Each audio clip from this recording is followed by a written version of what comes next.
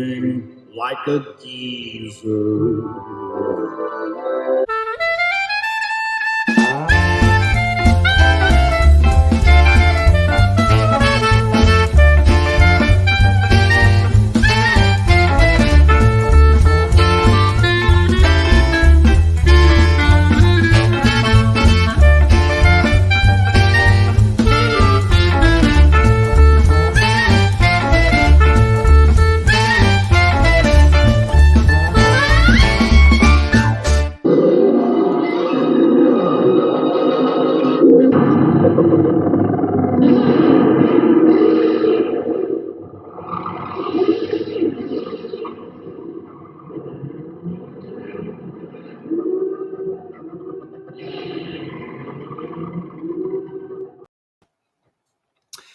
Hello and welcome to Graybeard'S Studio. This is episode number 72.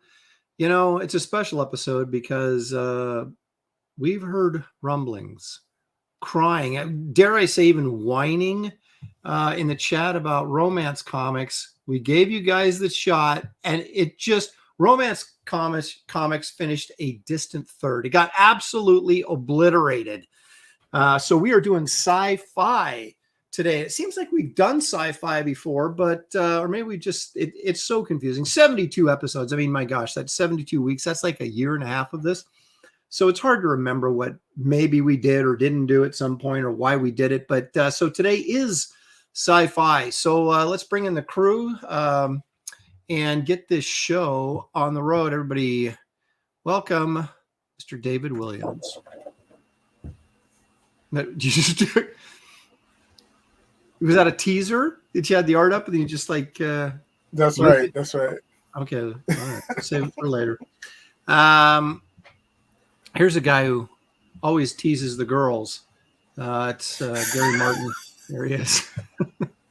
The There's nothing to see here. Move along. That reminds me, I've got, where is it? I've got some, did I get rid of it? I had a clip that would fit. Oh, here it is. Please, Pittsburgh. Nothing to see here, please. There you go. Perfect. I got a clip for everything. Yep. So people may be saying, okay, well, introduce your fourth co-host. Yeah. Sasquatch seems to be once again missing in action. It's very strange because it's a little early for Kelsey. Where are you? Come out with your hands up. Come out, wherever you are. So I don't know. I don't know if he's late, if maybe, he could be wrestling an alligator right now. He went into his backyard to get something before the show, got attacked, and it's hard to say at this point. So we're not sure if Kelsey will be rolling in or not. So we will, the show must go on regardless. So let's take a look into the chat and see who's joined us there. Coram, all the way from Australia, says, can't wait for Babes in Space. I wonder, maybe he knows something we don't. Leg Kick is here because Leg Kick is almost always here. Past Master Dan, he says, I love Westerns, but we didn't get Westerns. We got sci-fi. Robert the Bruce, I'm the only one here for the space beer. Oh, I'm only here for the space beer. We'll see if I can accommodate you on that. Creative Face says, hi, mighty Graybeard'S. Assemble. The world needs your art and positivity. We're all about positivity around here, I think. Repairman Jack says, John Carter of Mars is definitely science fiction. Hint, hint. Ahoy, Graybeard'S. I like this one from Bibliobob. I'm even going to put it up on the screen. It says, I read IKEA furniture instructions the same way I read science fiction comics. I get to the end and I think, well, that's not going to happen.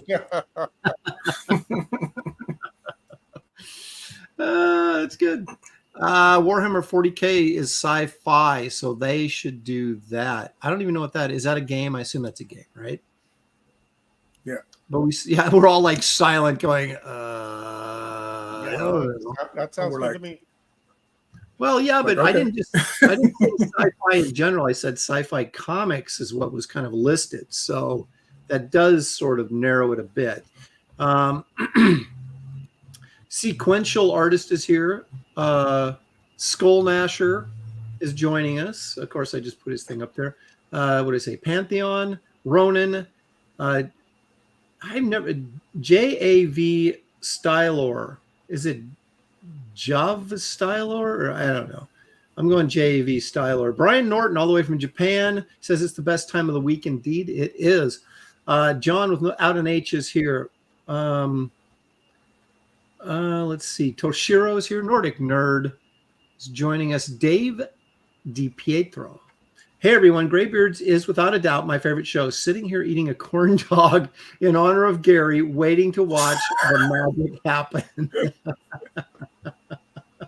Gary actually responded in the chat there. So he's. How many people are going to be, lying in bed facing their cardiologist, blaming me for their what bastard? I was healthy until Gary talked me and he started corn dogs, and now look at me. Oh my goodness. Daniel Russell says Atari Force is the greatest sci-fi comic ever. Here we go. Yeah, well, some might say that. Some might say this. I think that's a stronger argument. Yeah, I do too. Nordic Nerd says Planet Hulk is a sci-fi comic. That's an interesting take. I hadn't thought of that. Lone Star Vipers here. Bloody Drake. Fox Mulder is joining us. Henry Bemis all the way from Oregon. Birdman Burr. Spambot is joining us. Marcus Killigrew, purveyor of all things pop culture knowledge. He says sci-fi. Hey, it's sci-fi, which has been done 65 of the 72 episodes. That's just not true. Fox Mulder, Fantasy 21 is probably my favorite comic of the ones that I own. I actually own that too. Such a great cover. It is, and Al Williamson inked by Frazetta. I think Al got. Yeah, how can you go wrong with that?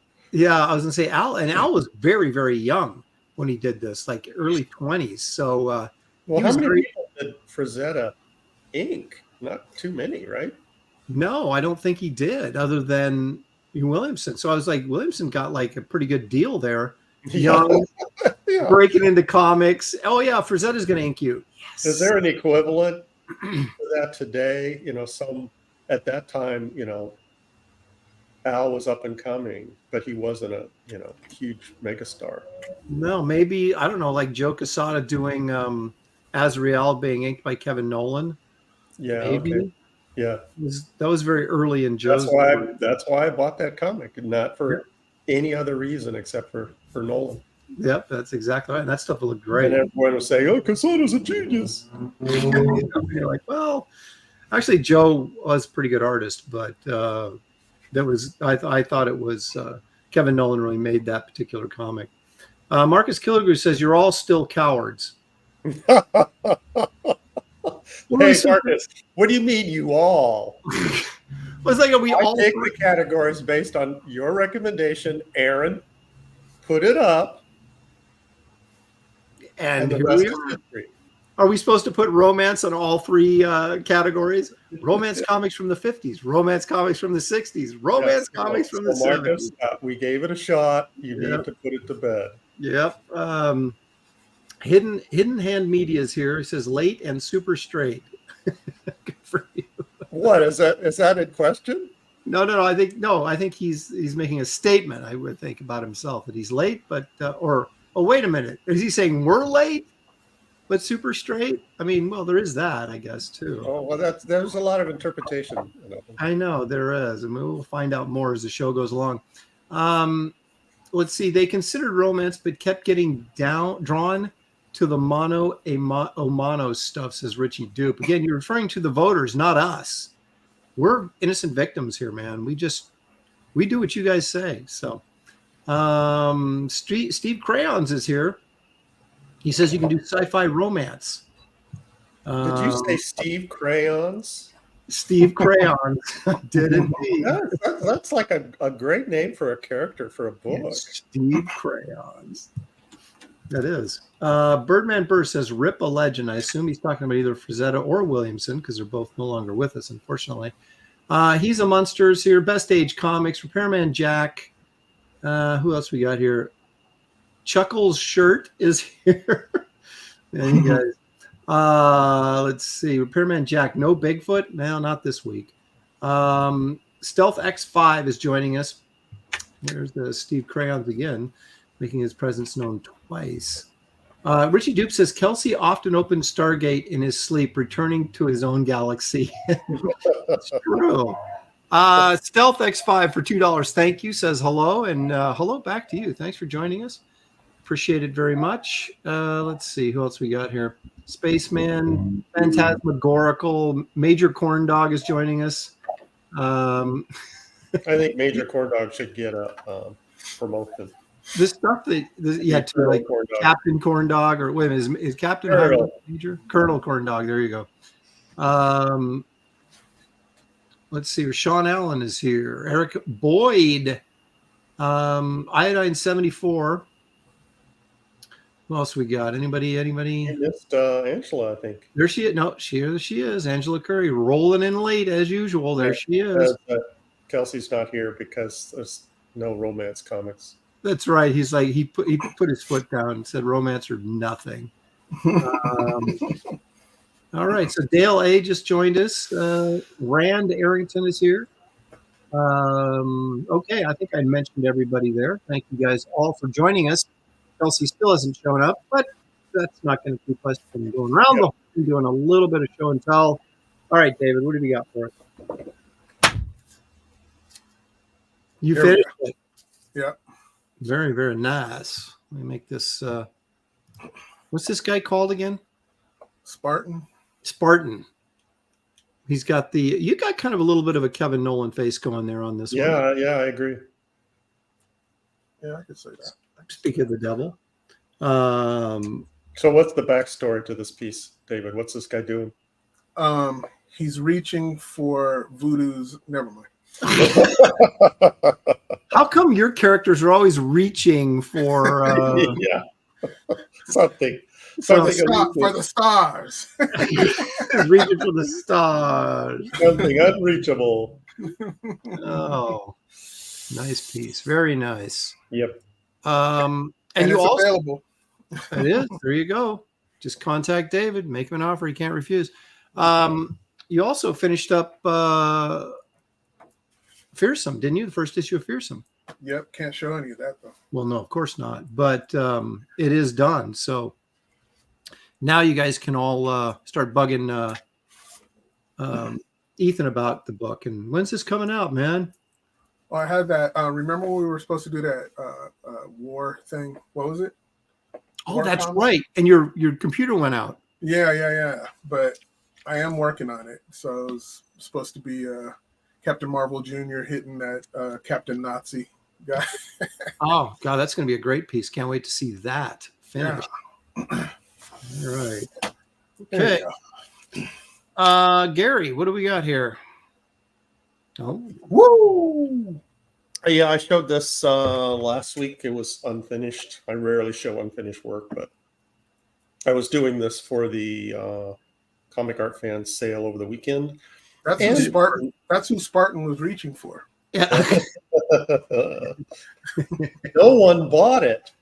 What? Well, so I still have the original. Maybe when it's my turn to do the auction, I'll put it up, and unless somebody grabs it before them.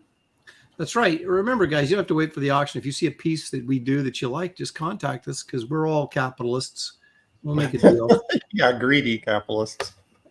Wow. So all cross-hatching except the golden splatter in the background. There we go. Nice.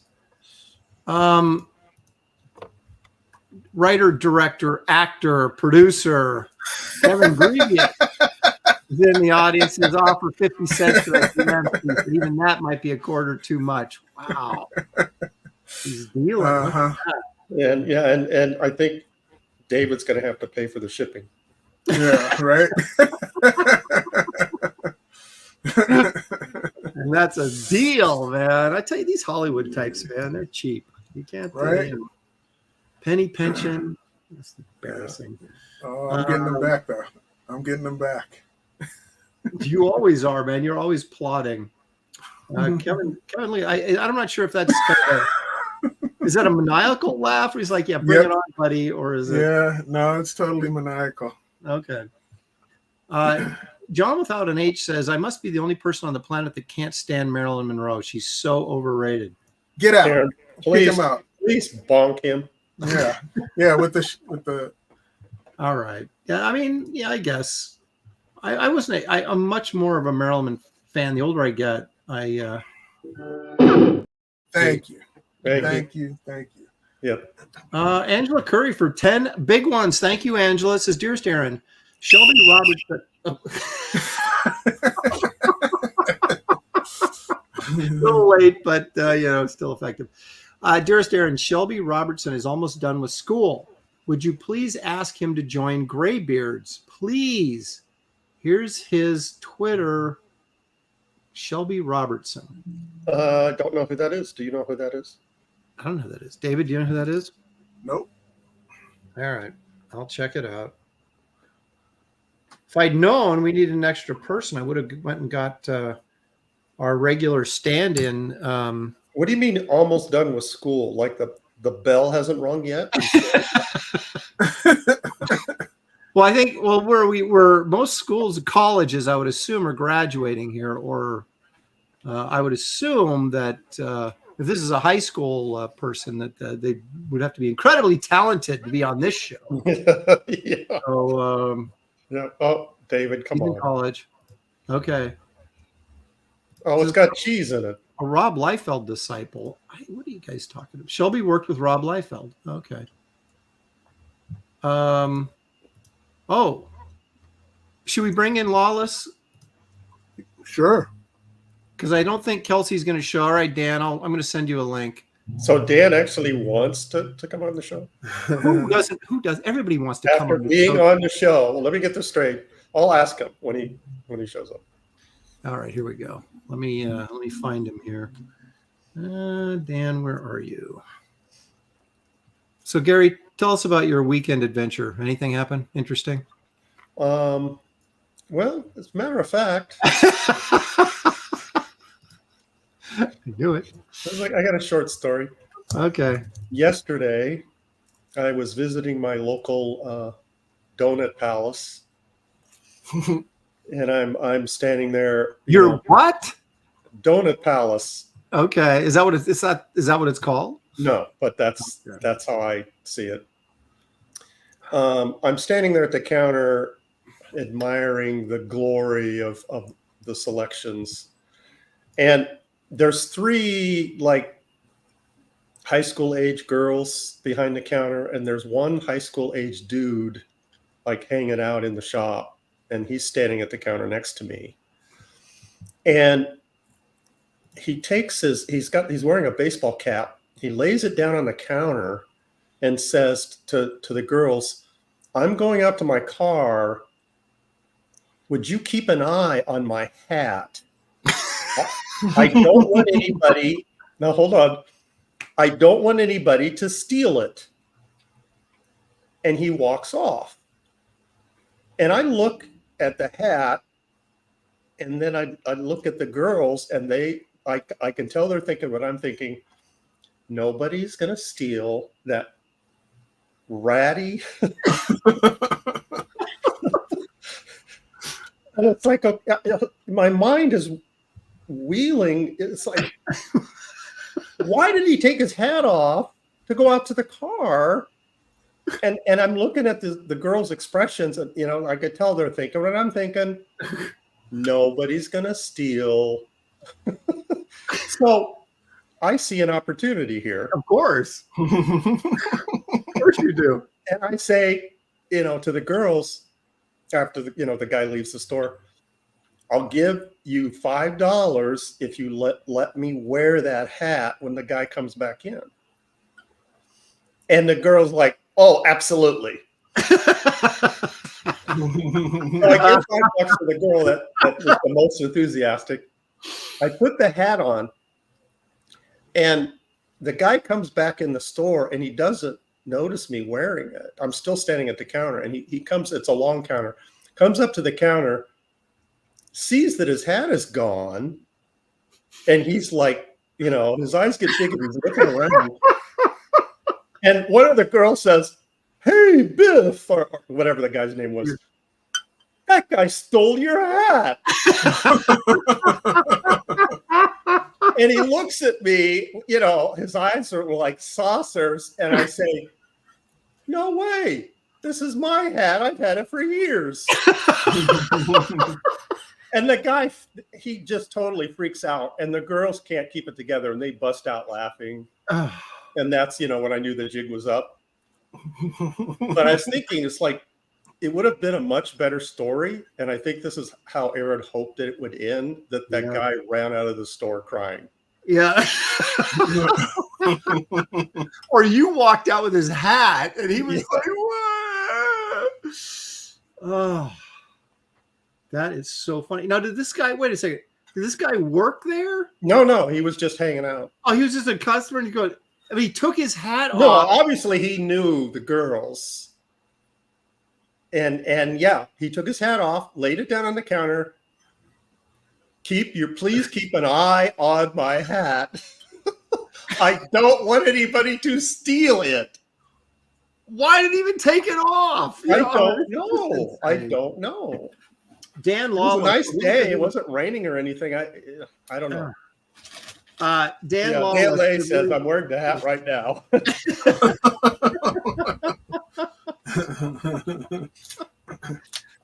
Dan Lawless, the link is in your Twitter. I just messaged it to you in your Twitter message.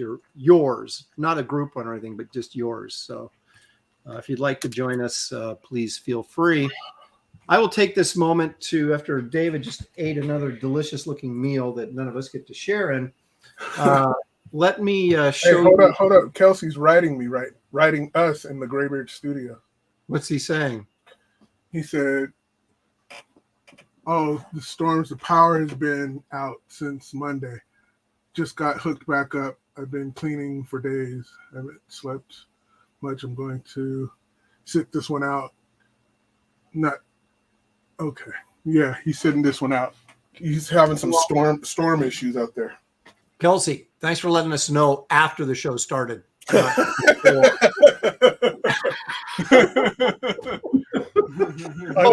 the way, I'm not coming in today. We're like, yeah, we probably guessed that. Dan Lawless says he's almost ready. He's setting up, so he will be joining us shortly.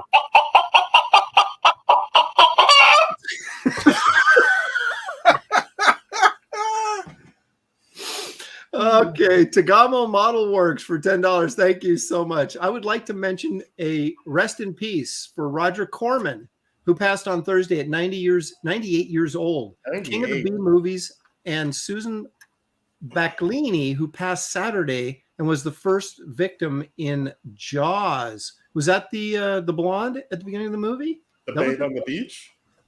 Yeah, well, she was a stunt woman, and so they used her to do it because it would make more sense. She was getting pulled around on a line and everything else in cold water, but she was actually, a stunt woman. But that name doesn't, I guess Susan is the right name. The last name didn't ring a bell, but I'll take your word for it because I'm not super expert on that. But I did see that Corman died. And I shockingly, I wasn't even aware he was still alive. Well, I guess when you're 98, like your last 20 years, you're kind of keeping a low profile. Yeah, I would think so. Here he is, everybody, our fill-in artist for today, Mr. Dan Lawless. Yeah. Okay, Dan, I've got to ask you. Yeah. You've been a guest artist on the show before, yet you are coming back? Willful? Well, I said I felt sorry for you guys, Oh. This is a sad It's a pity visit. Oh my gosh. Yeah, like so actually this Dan, this is your third appearance on this show. Really? Yeah, I think this is okay. I know I did the what's the one with the gosh, Kurt Russell. You did Snake Plissken. You did Snake Plissken, and then you did Didn't you do Captain America on one? Yes, No, that was that's for what it the. was. No, that was for the other one Oh, for the auction. Graham's thing. Oh, that's The right. auction. I know you've been on another time. Then. Yeah, I was know on. Just wasn't that long ago. I can't remember what it was. Yeah. Wow. Because those other Well, we ones are suck. Graybeard'S, so, That's right. So We're you all blank now, yeah. always so will. we shouldn't be able to remember anything, anyways. That's right. Nothing past the Hey, wasn't Dan on our show when it wasn't called Graybeard'S? No, he was there when Kelsey's first vacation. He showed up, and then he just was here. I think he was here on Kelsey's second vacation, which wasn't that long ago. So here, let me share a couple things here before we start drawing. We're doing sci-fi today, Dan. Let Dan share what Yeah, I he's thought I got saw on his that. table. Okay. Oh, okay, yeah, I don't get to ever go. It's not No. no, Hey, Dan. I'm trying to give. Yeah. I'm trying to give you a compliment. The best is Yeah, Aaron, Okay. Aaron, Dan's on the show Got it. now. All right, that looked like a Cyber Frog Man thing for a minute when it was smaller, because the little tentacles hanging down off. Yeah. I can see that. Okay, so what's this for? Oh, I just Dan? sketched it for fun. Oh, okay. I really I'm using it as a placeholder to figure out where my page is, because I'm with the camera, you got to know where your picture is at, where it ends and begins. What have you been doing this past week? I finished up the this Silence Do Good cover. That was one thing. Can you share that? And I'm actually kind of working on my own comic book a little more. Ooh. Can you tell us anything about that? No, except that it's Conan-esque. It's sword and sorcery. It's sword and sorcery. Well, that's It's, good. That kind of I stuff. like it already. Yeah. Conan-esque. Okay. So, You I'm did, just gonna draw. I'm drawing you the stuff did I coloring- like. So. You did some coloring for Andy's Quarterdeath too, didn't you? The new one. Yeah. So you're a busy guy. Yeah, I colored a Bart Sears piece, which was really fun. So. Oh wow. Oh, I saw that. That was really nice. Wasn't that like a double page spread thing, like a wraparound thing cover? No, or it's for something? the game module on the okay, that's what it is. draft campaign. Okay. And I don't know how large that is. I don't As an understand. illustration. I don't either. I thought it was. I thought it was. I may be misremembering because it was over a week ago. I know I saw something he did, and I remember going, "Oh, that looks pretty cool." But so you colored that. Good for you. Excellent. Yeah. we're good. It's fun to color because it's like the job, job's already done. Like just sort of, it's just, I wouldn't say brainless, but it's sort of kind of like, they pointed you in the right direction. The real hard work is thought out through. Just kind of finish it. Yeah, just slap some kind of color. fun to color. A little fun. Yeah, absolutely. When you're doing your own work, it's the most satisfying, obviously. But but when you're coloring someone else's, it's just kind of fun. Like, oh, it's just fun time. It's all mapped out for me, and all I got to do is follow the roadmap. Agent Cub says, Aaron, Wraith of God was fantastic. Need more. Of course, I'll always highlight anybody complimenting me. Wraith of God 3 is not that far off. That will be Fear Hollow. I just got I'm waiting on a painted cover I just commissioned, along with some other covers I'll be doing. So I should have that done by tomorrow. Okay. Excellent. Can't wait to see it.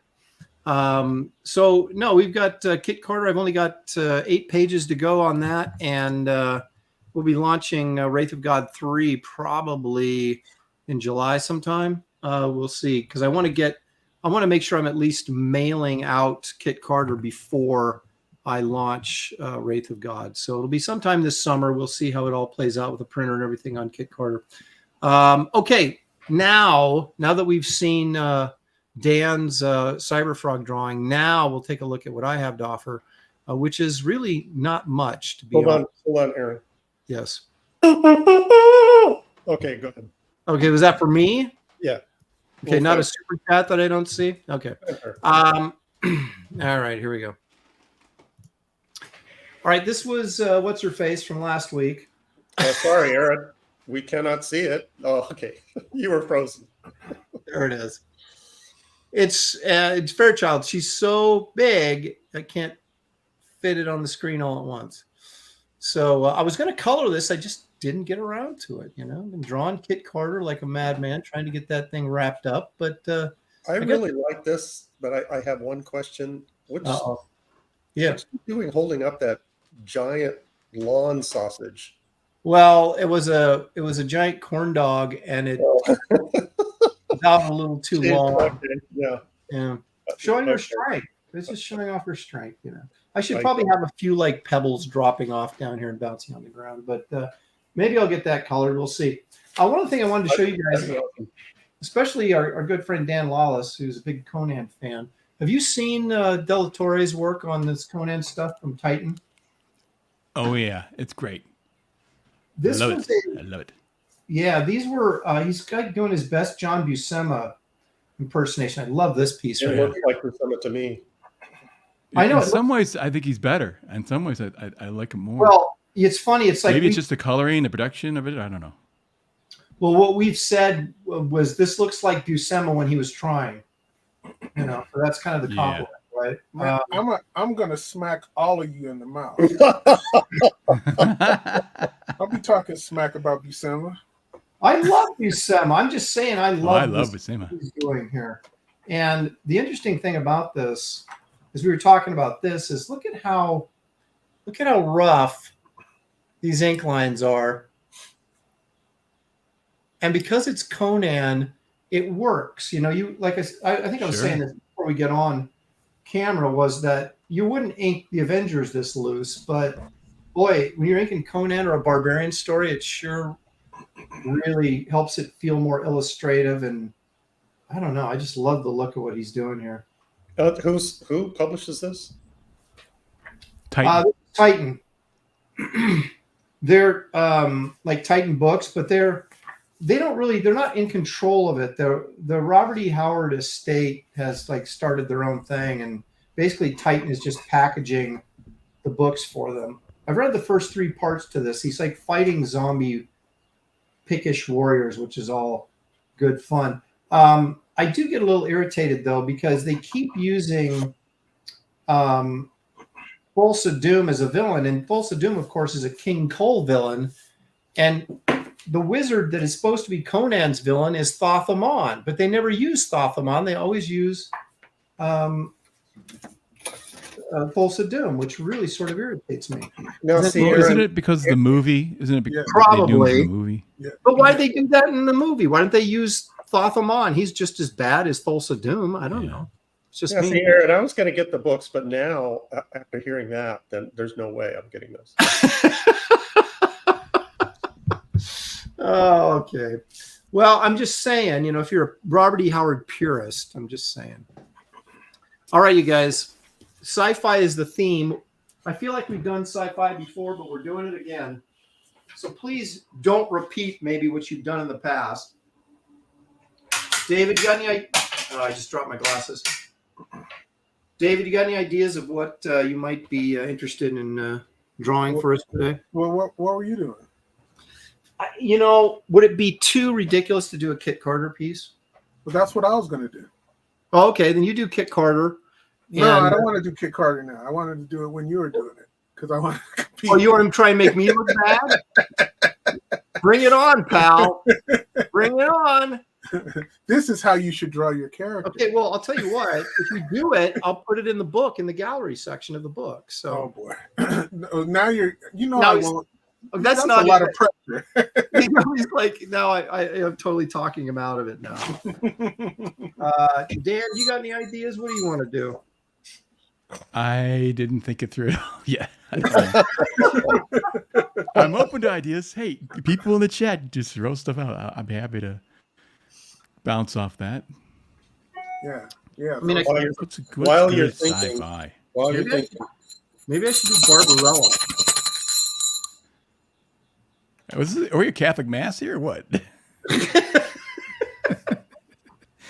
Gary, I'm ready. I get down my knees here like all of a sudden. Aaron, you're supposed to go read the super chat. I know. I'm trying.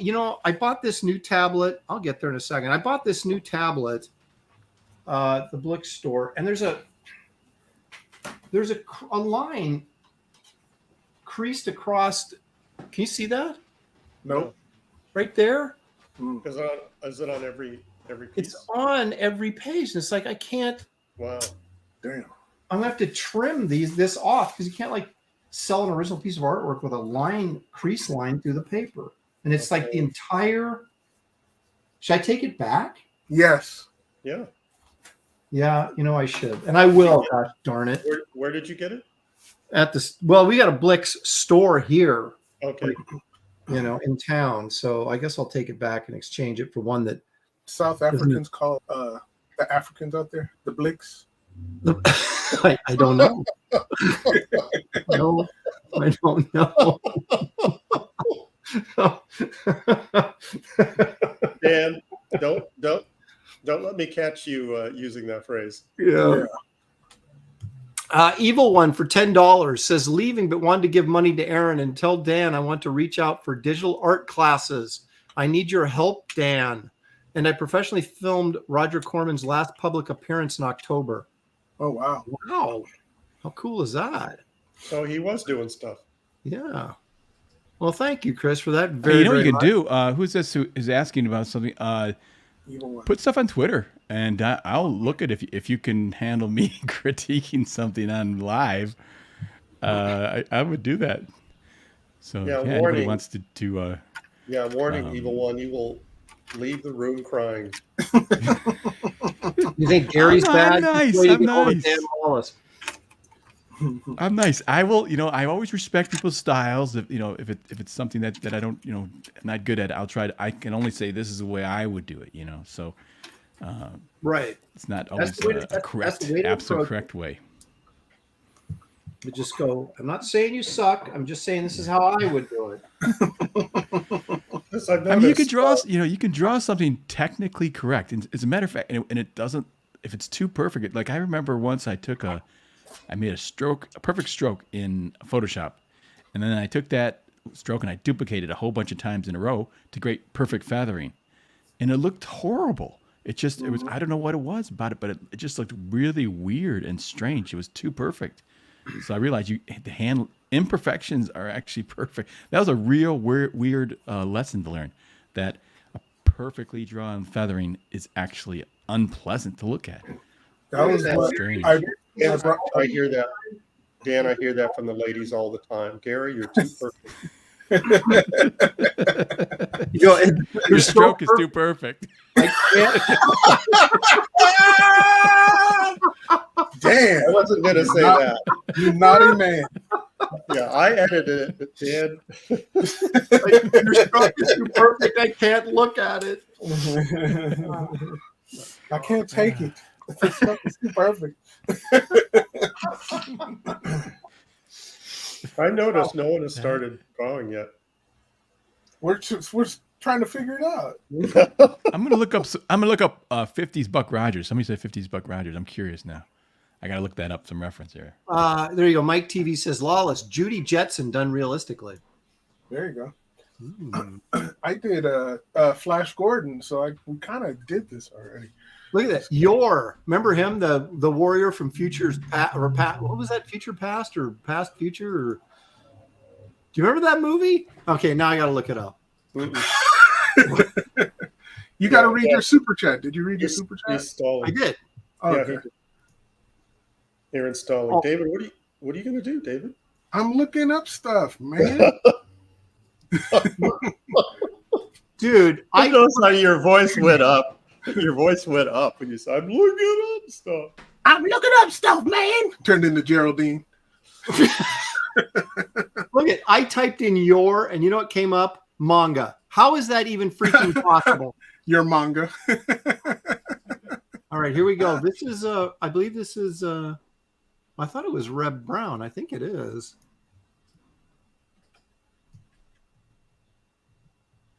Oh, that can't be the actual. All right, you guys tell me what you think of this.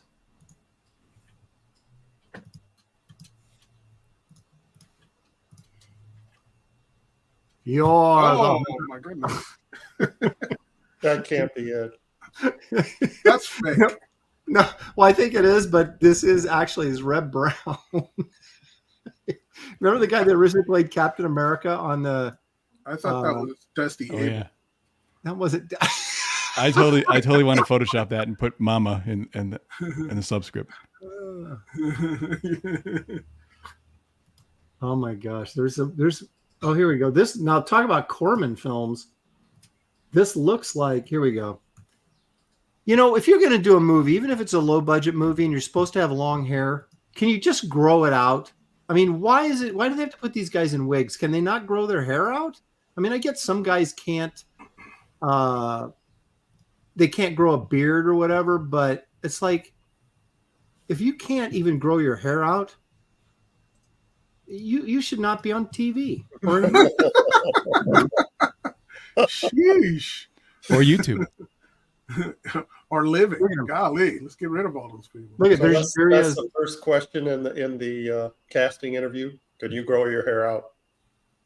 There's look at him, the hunter from the future. I still don't remember your.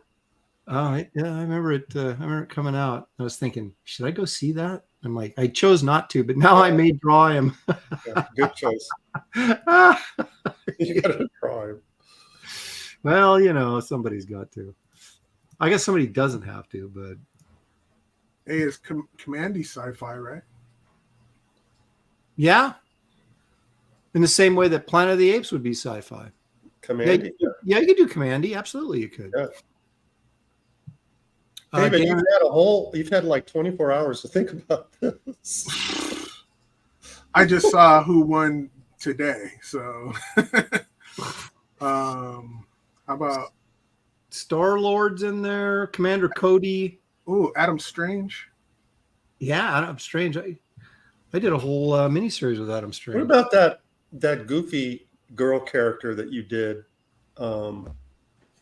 She's fighting it was kind of like a Art Adams piece where she's fighting all these aliens. You talking about me? No, he's talking about my character. That's going to be my space girl. She's called Bubblehead. Bubblehead, okay. Yeah, see, I started this fad, and now it's... Hey, my character came before yours, so I just didn't do anything with it. Should I do John Carter of Mars? Yeah. As opposed to... Well, Kit Carter. I've been drawing Kit Carter all day and all week, Yeah. all month, and all year. All right. I'm doing Adam Strange. All right, I'm doing John Carter. Evil One for $5. Thank you, Evil One. If you want good money, I'm looking to pay for an apprenticeship, Dan. Good money. Cha-ching. I heard you were teaching. By the way, Gary is definitely hiding. He has lice. Gary. For wearing a high school kid's hat. That's right. That's what happened. That's why you're never supposed to use somebody else's comb or wear their hat. That's what I was always told. All right.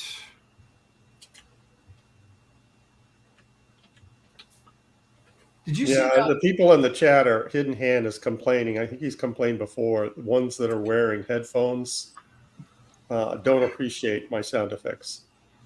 Yeah, that last one got me. Well, I haven't even wait. Yeah, if we get a big contribution, take your headphones off. So so Dan, are you going to do I'm doing Buck Rogers. Okay.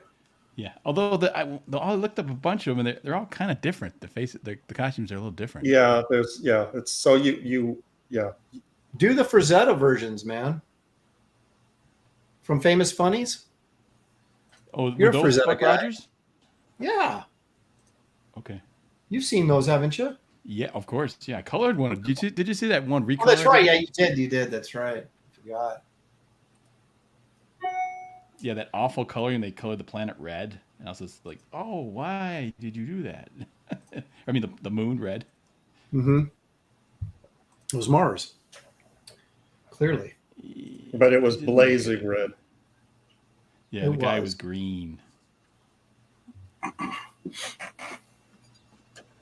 All right. So you're doing your layout on that next to I'm trying to get a pose. Cyberpunk? Yeah. Okay. I was like, wow, he's drawing small. Okay, good. There's less pressure that way. You can't see it. That's a good idea.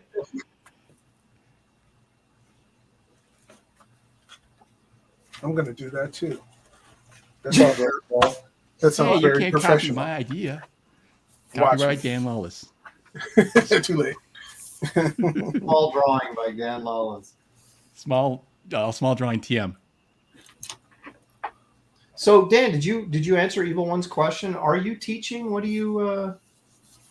I mean, like, Well, officially? all my videos are supposed to be teaching. Like that's tutorials, just showing. Okay, I see. But you're It not- ain't work. It ain't that's working. what I created them for, to teach. What I know. This is what I know. So, yeah, it's all about teaching. But if somebody, like I say, somebody wants it gets stuck on something, maybe I can help. I don't know. Lesson. I'd be happy to. But I mean, I don't. That's said. I private, but I want to do that public. You know what I'm saying? So everyone else can figure it out and learn too. So if you do it private, there's a fee. If you do it public, the humiliation is the fee. Yeah, exactly.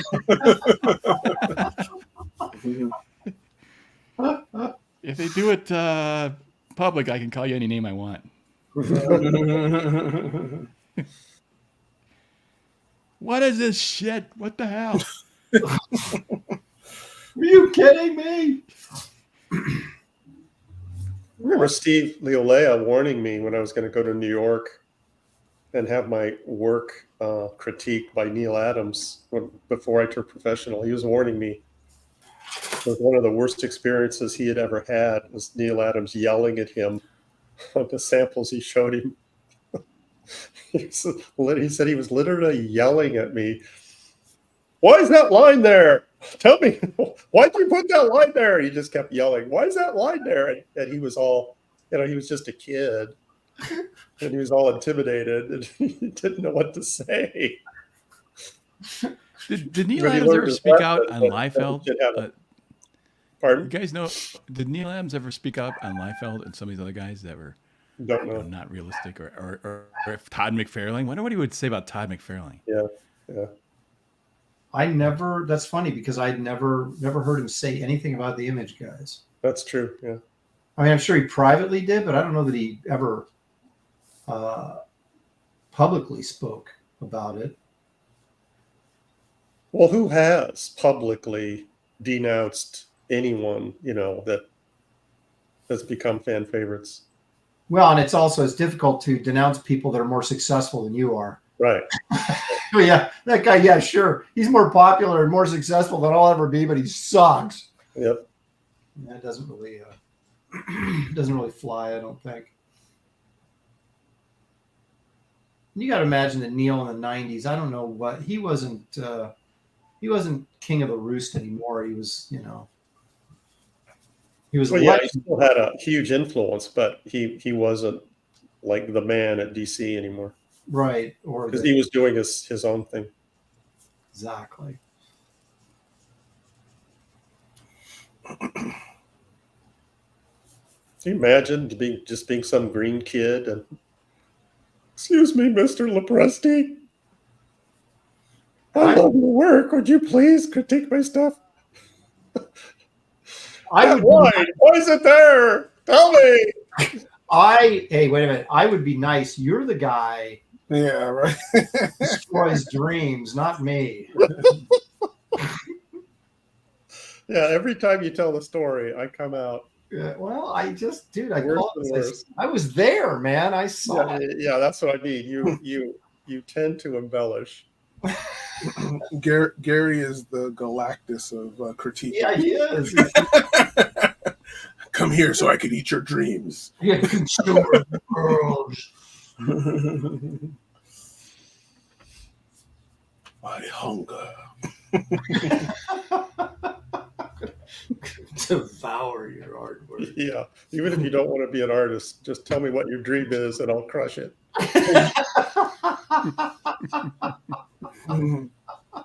That's right.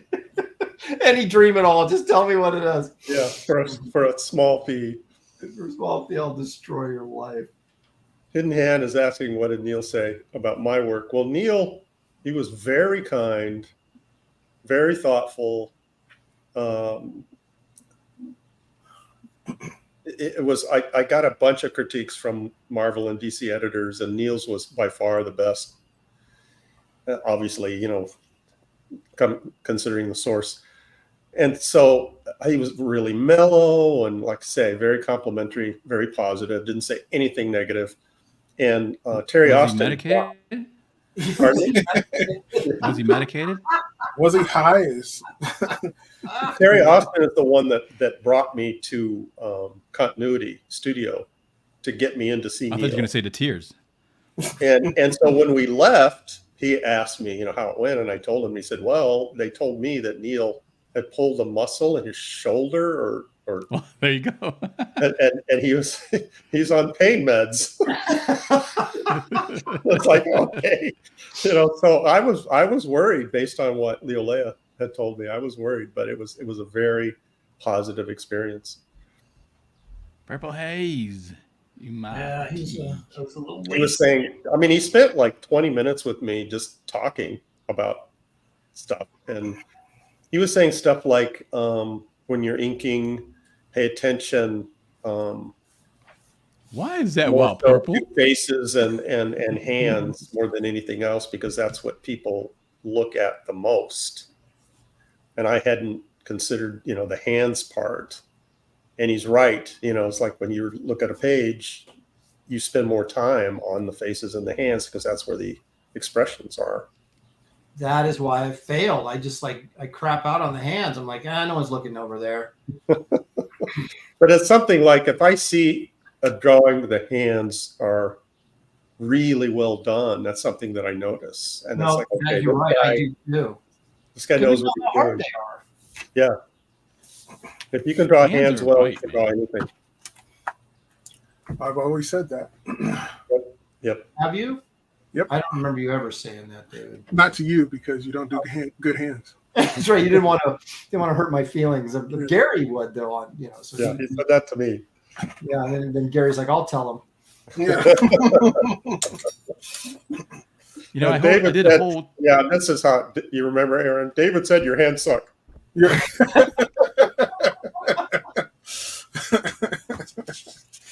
You guys know I did a whole tutorial. Yeah. I did a whole tutorial on hands, and I tell you, Yeah, I learned a I lot remember just that. having to do that. My hands are better than they were before I started doing it, because it took me 2 weeks to do that thing. I was like, oh man, I'm studying my own hand. I'm studying art, hands and art, and I'm like, oh, that's how that works. Okay, good. Now I can teach it.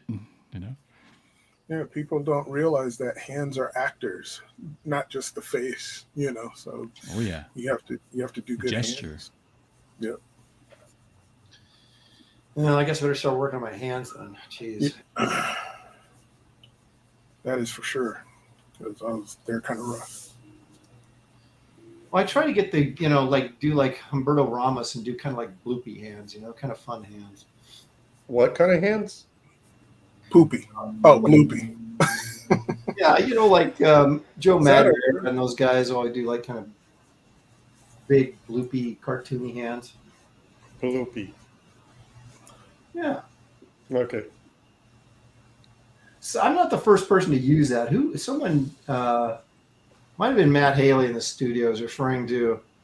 I think he was referring. I shouldn't say this, but yeah, I think he was referring to Terry's hands or something on some job that Terry did, and he was like, "Yeah, Terry's hands are all bloopy."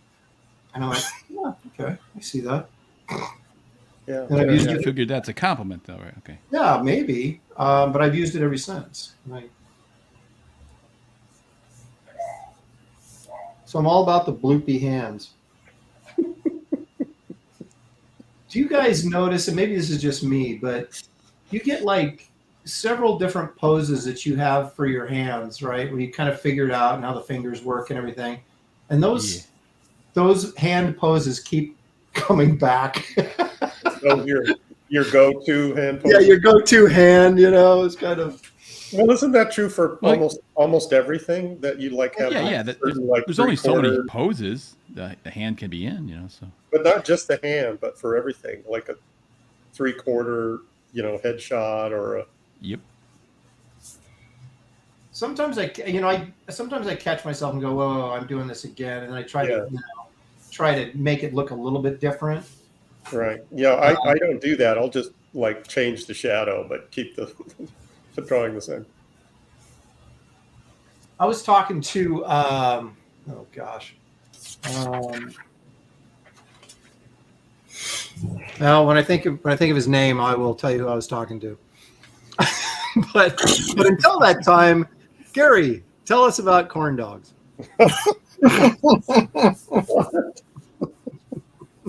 All of a sudden, I've become this corn dog expert. I don't know anything more about corn dogs than anybody else. Nice. Steve Epting, there it is. I knew it'd come to me. So I was talking to Steve Epting at CrossGen, and we were talking about, like drawing girls, and pretty women and this kind of thing. And he goes, everybody's always like, oh yeah, your women all look the same or whatever. And he goes, when I figure out a pretty face that actually looks pretty, he goes, I'm keeping it, I'm using it. Forever. Exactly. So it's like, You remember Kevin Nolan's early work, like especially his early work at Marvel. Every single woman that he drew was exactly the same. Mm-hmm. It was like this. It didn't matter what character they were, what race they were. They all looked exactly the same. I'm going to tell you so. I attribute that to it had to have been an ex-girlfriend that curled his toes and stuff like that. He said, I got to keep her on this. Yeah. This joke. Daphne. I mean, look, one day she'll see this comic and realize she made a mistake. That's right. Frank Cho does the same thing. He's like drawing some ex-girlfriend of his. Well, I mean, people are constantly telling me, oh yeah, that looks like Shelley, or yeah, that looks like Shelley. Mm-hmm. I mean, I actually based my Wonder Woman, when I was working on Wonder Woman, off of Shelley's jawline, because she had a really pronounced cheek and she had really strong jawline. I go, that's perfect for Wonder Woman. Mm-hmm. And so I did the same thing when I drew Xena. I was using her basic facial structure. Yeah, I did not know that. That makes sense. I have to tip my hat to you. I think I've said this to you before. What your work on those Xena books and covers was stellar. It really was, because thank you. It's not an easy character with her costume and all that stuff, all her gear. It made it easier because I was writing the stories myself. So it was like I didn't have any interest in the character. But I was like looking for work, and Renee Witterstetter had moved over to Topps, and I knew her. Of course, she gave me my first work at Marvel, really, on doing What The and things like that. And so I pitched it to her, but then of course I pitched it as I'm writing this.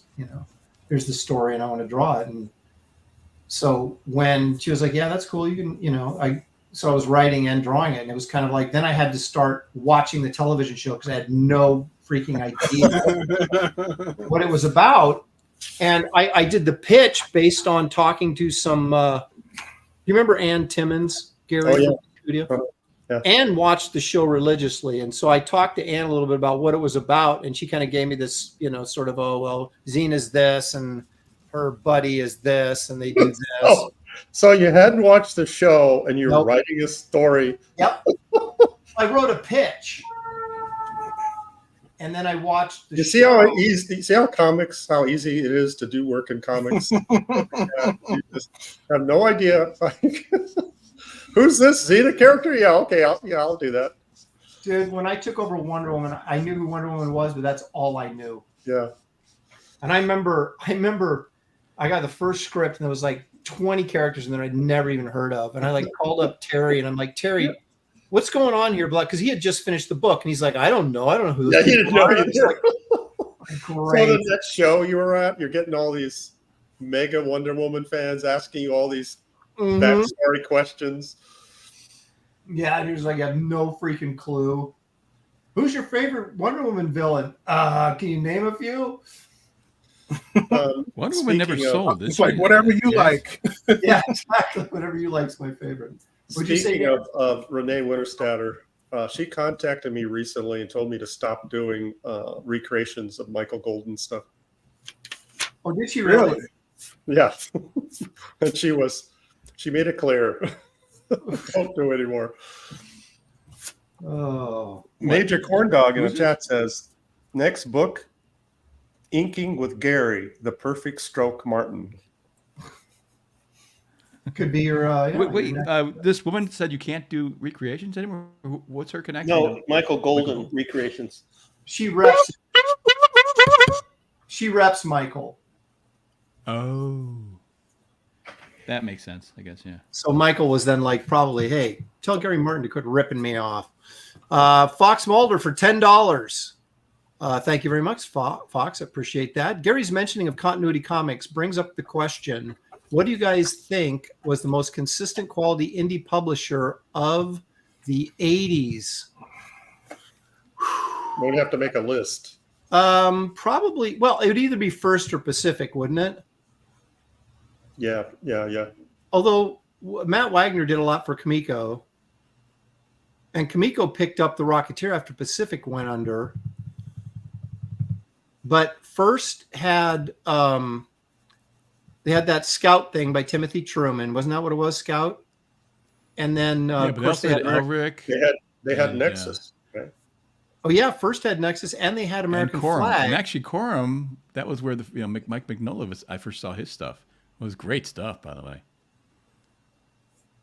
Yeah, that's a good Corum question. I think it's the other Michael Moorcock creation. Okay, yeah, I remember that. Yeah. David, are you starting over? Yeah, so what if I am? Yeah, well, I wasn't going to say anything. We were all hoping you would start over. Yeah, I was like, man, I hope he starts that thing over. The only regular stuff I read or really have vivid memories of is Pacific, because the Rocketeer, that's where Rocketeer started, and Grell had that like that space pirate thing called Star Slayer or something like that. Yeah, and Destroyer Duck, Kirby's thing was. Yeah, that was kind of goofy. And I think Gru the Wanderer was Pacific as well.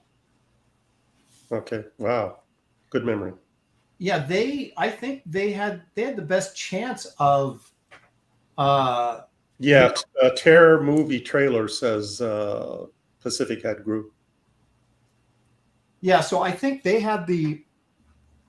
seem to have the inside track on, making some noise and having some longevity, but it just didn't stick, which is really amazing, because I don't know. It seems like First and Pacific kind of disappeared about the same time, and then Comico was still hanging around, but they eventually died off. And ironically, Dark Horse is the one that survived. Yeah, it's only because Mike landed some licensing deals with film production. That's true. I think it was his Aliens miniseries that saved. Of course, they were about to go under, and then they got the what was it? It was the Aliens, wasn't it? Aliens, and then Predator. They got that. Right. And that saved the company. Yep. And then they later What got about Star Wars. what about Barbed Wire? Because I worked on Barbed Wire. Then they made that into a movie. Well, this was before Mike had produced any films.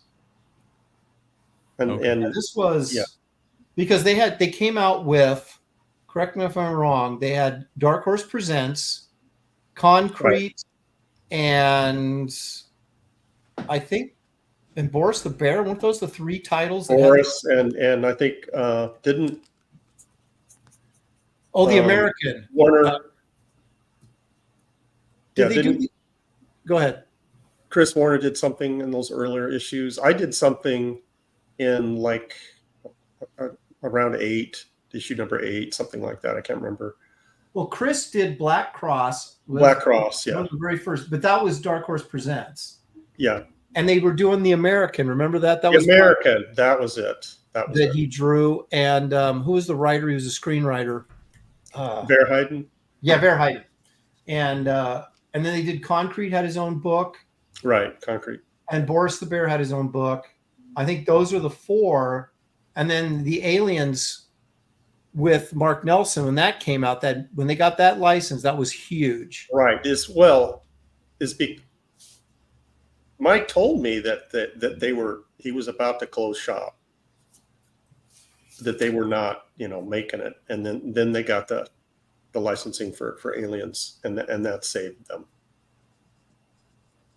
And then they, once they started those licensing type properties, their sales went way up, and then that catapulted Mike into producing films. Right. And that was the reason why Mike got into comic book publishing in his first place, is not for publishing comics, but to get into films.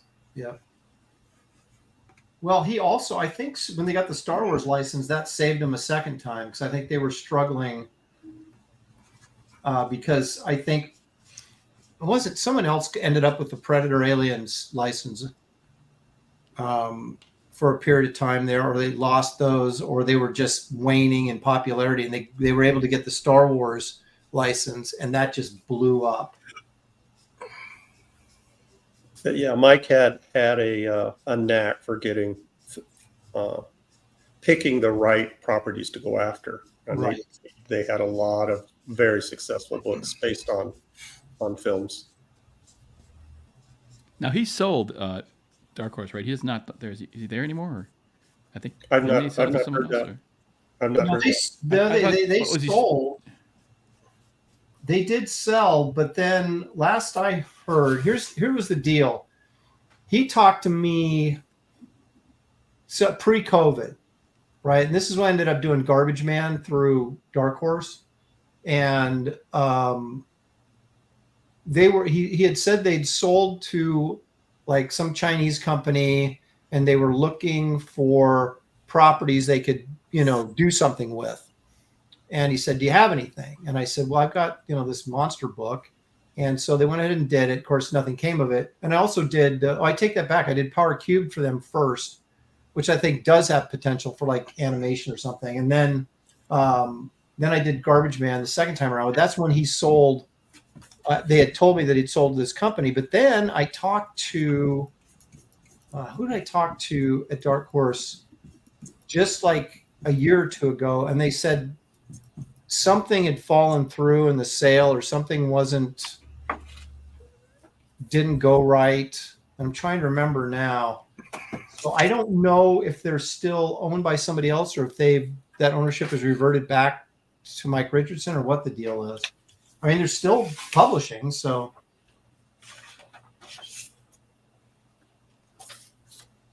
Henry Bemis is asking, did Dark Horse do Trekker? Yes, Trekker was one of the early Dark Horse. That was, yes. With Ron Randall, yeah. That was Ron's first. That was first published through Dark Horse, right? Yeah. Yeah, Ron had Trekker for a long time. Like he hung in there. Yeah, he did for years and years and years. He's finally built up a fairly consistent audience for that book. I mean, he crowdfunds. I think he does, and he's got a Patreon that he does stuff through as well for Trekker. What is Trekker? I don't recognize that title. It's just it's like a female action science fiction type thing. She's like she's a bounty hunter. Yeah. So it's a sci-fi action adventure. Future. You'd know it if you saw it. Yeah, you probably would. Okay. Like I say, you had to have seen it because it has been around for decades, and a lot of different formats, different publishers. I often wonder, like, what happened to Bone, and what happened to remember Mike Kunkel's Hero Bear? No. That was a lot of fun. It's just like, I mean, did Jeff Smith just quit doing Bone and said, "I'm done"? Seems like it. Because he's done other stuff. I remember he came out with a book. I was at San Diego. I was at some party. I somehow worked my way into one of these elitist parties, and I don't even know how I got in. But they were like, I honestly don't know. And they were giving away this oversized book. I mean, really, it was super huge. called Razzle, RASL, that Jeff Smith had done. Was it Jeff Smith? Oh, no. Am I confusing him with the Madman guy? Let me think. Oh, Mike Allred? Was it Allred? No, I think it was Jeff Smith that did it. And I was like, well, and it never went anywhere as far as I know. And I'm just kind of like, well, why did he quit doing Bone? I thought it was like a major hit for him for a while. Steambot says he thought that Bone's story concluded. Okay. So I don't know. I've never read that book. It's really good. I actually enjoyed it. Henry Thrun says Aaron's an elitist. He is. I was for one night. Although I didn't know anybody there, you know. I was like, I think it was there was Shelley and I went. I maybe got in because of Terry. I don't know. Weren't you claiming to be like some famous actor's stuntman? Yes, and that got me by for a while. And they said, you don't look anything like Brad Pitt. And I was like, oh. Yeah, that was the downfall of your scheme. You picked the wrong actor. Picked the right actor,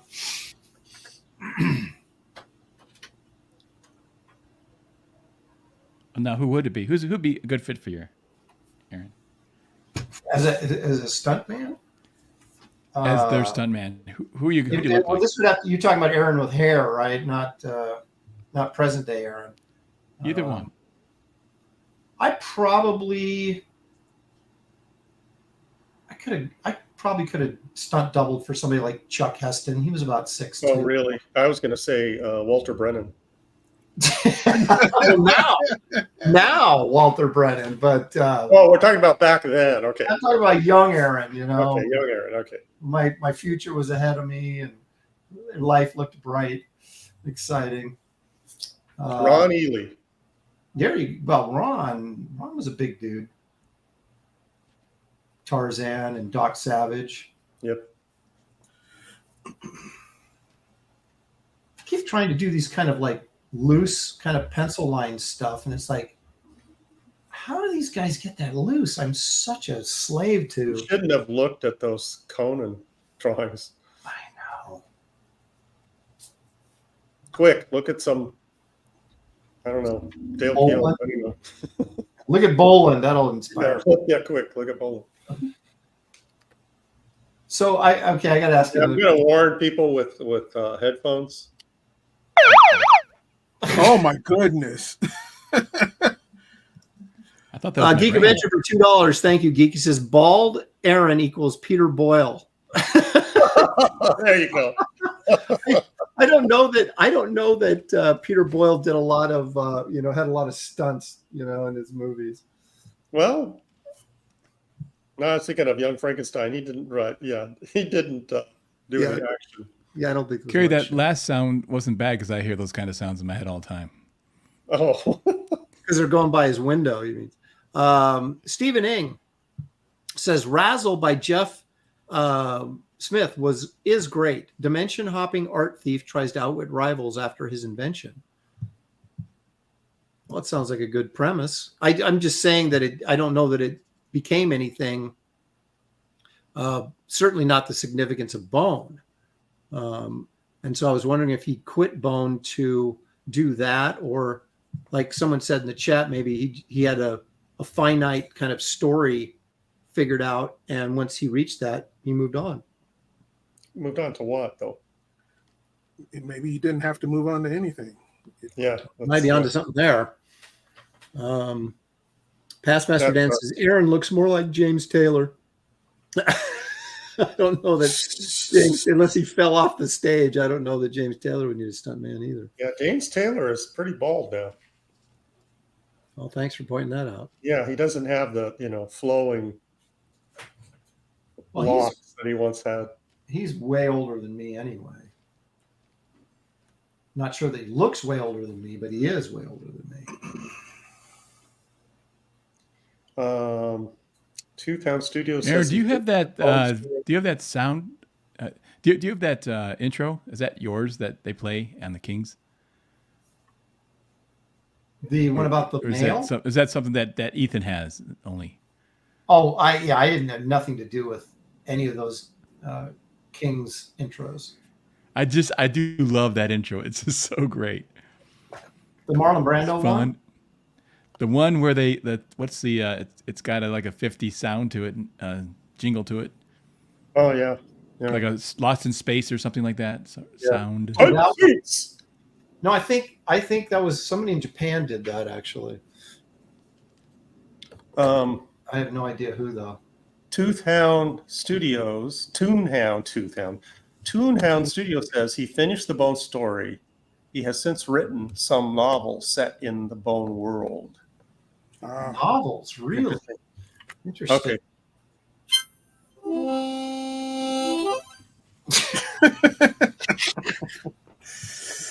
Keeping it fresh. Wait a minute. What? Oh, Geek Avenger.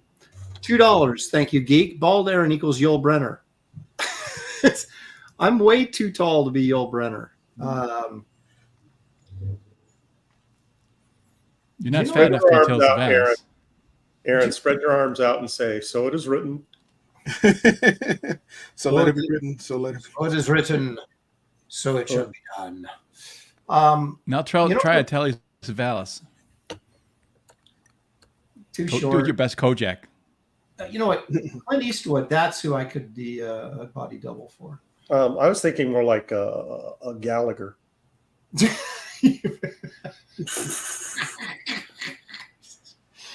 Oh my gosh. I would like to, be a stunt double for Charlton Heston, Planet of the Apes or something. Be kind of fun. Man, they're just rolling in today. I can't get my John Carter down here. That's all right. Keep them coming. Katie Did's channel for $5. Thank you, Katie. Good evening, gentlemen. Hope y'all had a great day. Hail CG. Katie, who are you referring to as gentlemen? Me. Oh, okay. Clearly, I'm targeted in that one. Okay. I just thought, well, it's probably Dan, but no. Sean Aaron, Ellen says Aaron President comes up. Eastwood for sure. Oh my gosh. I want to hear more about Renee getting on your case for. You want to hear more about Well, did she how she reached it through the phone and slapped me? Or did she call you or did she email you? It wasn't a call. It was through her lawyer. I think it was an email. I could be wrong. It could be through a Facebook or Twitter or something like that. I think it was an email. No, this is an interesting thing though. I mean, obviously if an artist asks you not to do that, you're going to respect their wishes, but it's like, what's the copyright situation on stuff like that? It's gray. I've had other artists do that, including Bill Stout.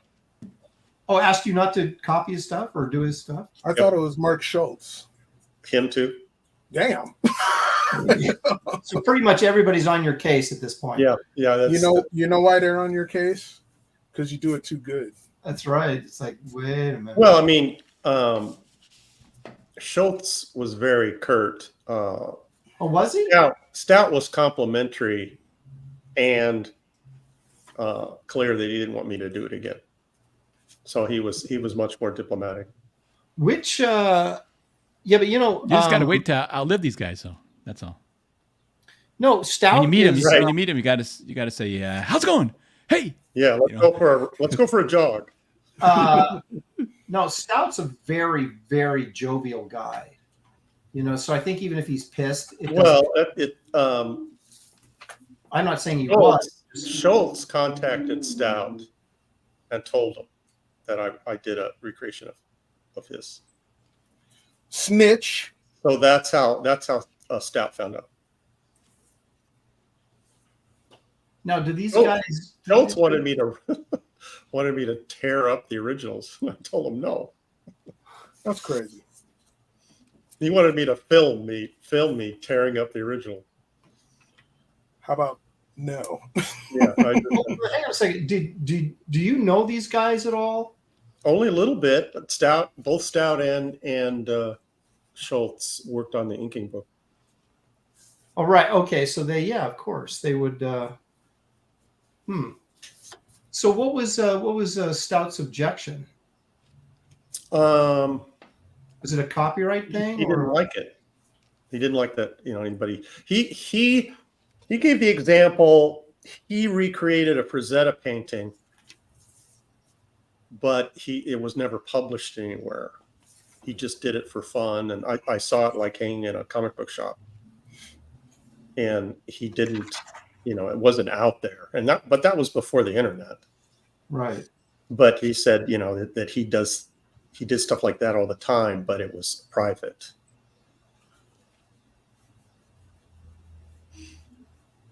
That does make sense to me, okay, though. I mean, I do feel like you're copyrighted. So he never sold it? I don't know. I think he said he didn't sell it, but it was, like I say, it was in a comic shop. So I don't know why it was in a comic shop. Yeah, if it's in a comic shop, then it's not private. Well, I'm just curious because is it? I mean, were they ever specific enough to say, "Oh, I'm afraid this is going to get confused with the original," and having two? No, they didn't say that. They just don't like you aping their style and their stuff they did. Right. Well, they don't want to making money off it. They want to make the money themselves for their own art. Yeah, but the money they're making compared to the money I'm making, it's not hurting them at all. Well, that's the thing. It's like the people that can't afford those guys are going to you to say, "Hey, can you reproduce?" What I'm doing it for is peanuts compared to what they right. It's funny because no one's ever done that to me, so I don't know how I would feel about it. I mean, can't they see it as also like promotion in some strange way? Because someone has eyes on that piece and saying, "Oh, let me, see if I can afford, such and such a person." No, I could go get this, but right. I think that's a case. There's a case. Yeah, there's a case to be made for that for sure. Well, I wonder. Do you guys see my recent recreation of Frazetta's? Yeah, that was awesome. I think that's something that they probably like because it's not, I'm not selling it. I'm not, But I actually wouldn't call that a recreation because you were doing your take on it. Yeah, that's true too. Yeah, I did change it enough to not be. You changed a lot of it. I mean, there was a lot of similarities, but there was a lot that you redid.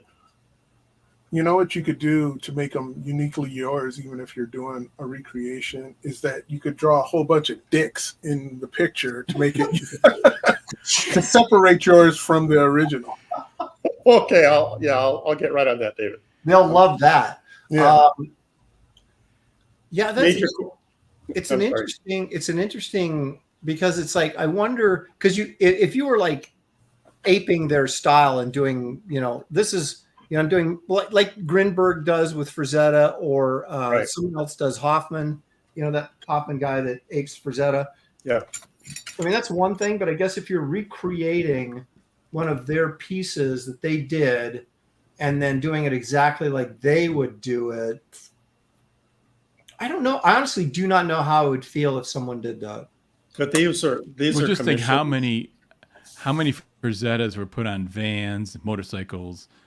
Tattoos, it's like there's a lot of people sort of doing that. I think they give them a pass on that because it's free advertising. As long as their business is doing all right, I think they're kind of like, okay, this is in some ways promoting it. Because if everyone's like, oh my gosh, that's Frazetta, like just every time you say the name, it's like yeah. Major Corn Dog says, so for Rose City Con, what character should I ask Golden to draw like Gary Martin? Yeah.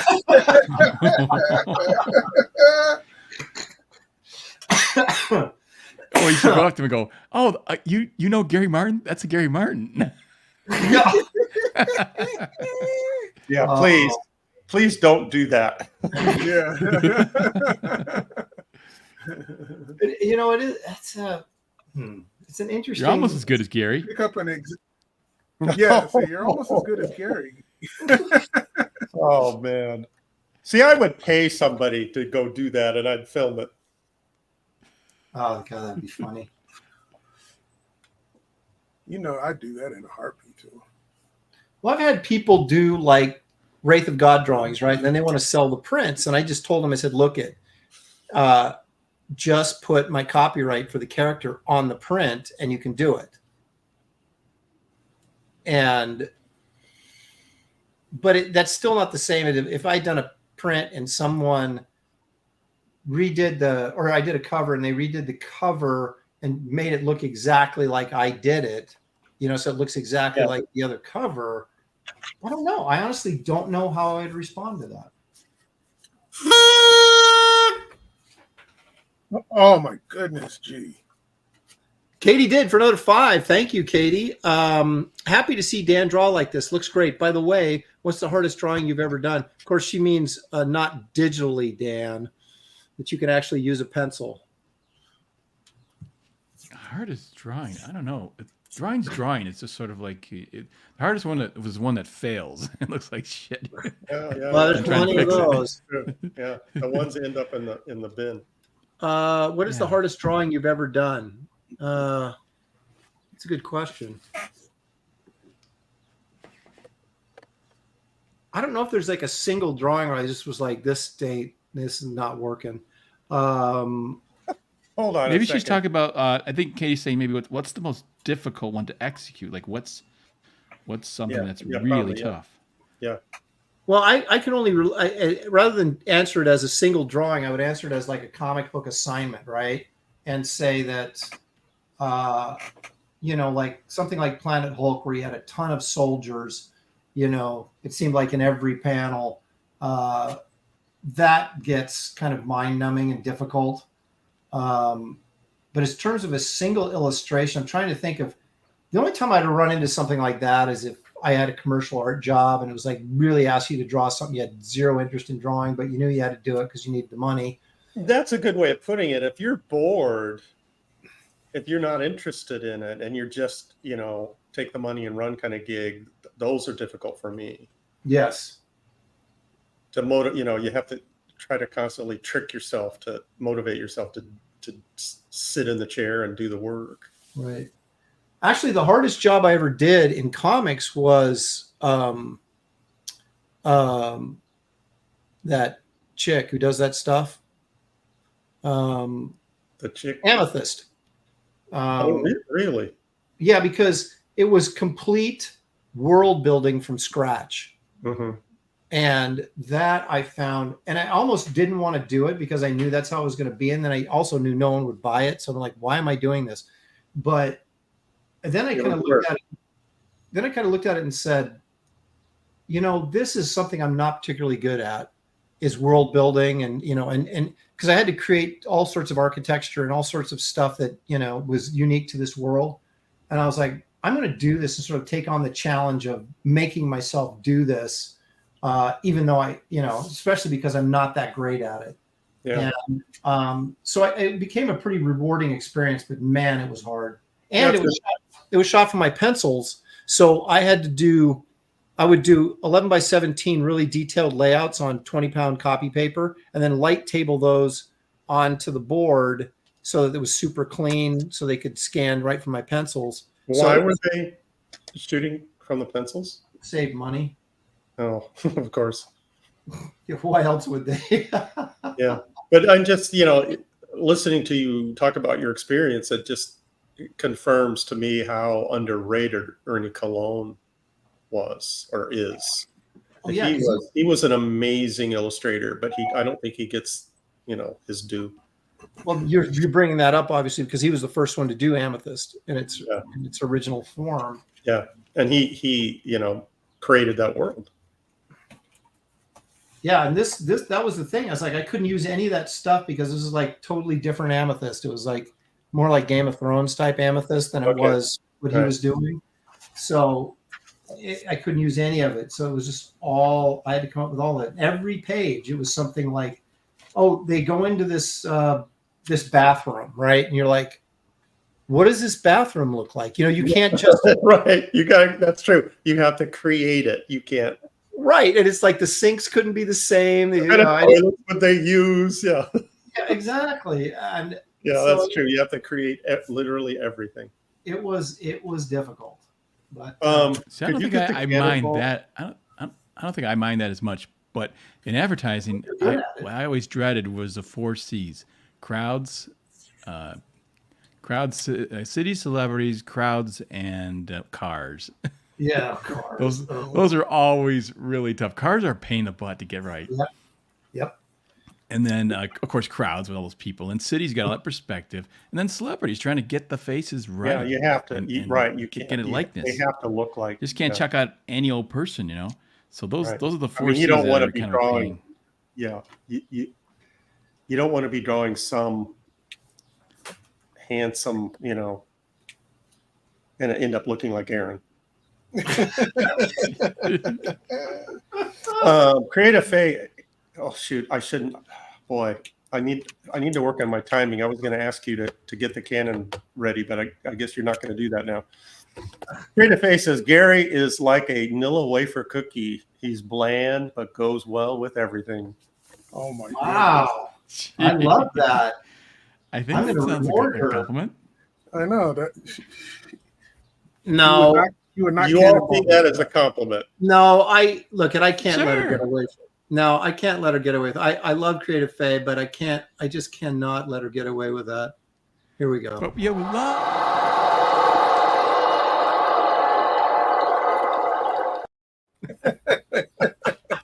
You bastard. Yeah. Well, something like that. I remember once I was drawing a bunch of storyboards for U.S. Cellular, and they featured Joan Kuziak as the spokesperson. Yeah. And I got really good at drawing Joan Kuziak, and the guy said, like, then they had the photo shoots of her, and they, for the shots and stuff, for the stills and print and all that stuff, and he goes, your drawings look more like Joan Kuziak than Joan Kuziak, because she didn't really look like the ultimate compliment, right? I was kind of drawing her from the movies and stuff like that, and I guess, I don't know, maybe she didn't age right or something, or the photography didn't come through right, but he's like, so that was a compliment. I think a lot of doing portraits, especially attractive women, I know I tend to try to make them a little more attractive than they really are, and so you're kind of idealizing them, because I think everyone sees themselves. Everyone thinks they're better looking than they really are. Right. That's funny because I think that's true. I think that's true for guys. Hang on, gentlemen, one at a time. I think that's true for guys, but not so much for girls. Girls, I've heard anyways, underestimate their looks, and guys overestimate their looks. Well, I know I do. I had I worked in a commercial art studio before I broke into comics, and the lead illustrator there was a morning radio show, right? And the old joke, face for radio, right? And so it was 2 guys and this girl, and the woman that was part of the show was, how should we say this? Not attractive. And he had to do likenesses of all 3 of them, right? And he nailed her likeness, and they sent it back and said, you got to make her look better looking, so he had to go in and make her nose smaller and some different things to damn. Well, that's something you do too if you're doing caricatures and stuff like that. I did that before. You're on the street sort of, and you don't, if they got a wonky something, or or some sort of disability, you don't duplicate that stuff. Like a wavering eye or something. You kind of don't. A wavering eye. That's the kind of stuff you want to gravitate to when you're doing. No, you don't. You give them a nice, and the people they really, because some of them are kind of like, oh, I was afraid you're gonna do that, and I'm glad you didn't put that. Yeah, I know, you don't put a scar or something, or something like that. Yeah, you got to downplay the dueling scar. Right. Queen Mickey, I put my email in the chat.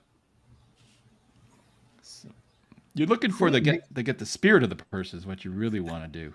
Right. I never wanted to do that because it was just getting a likeness, first of all, is hard.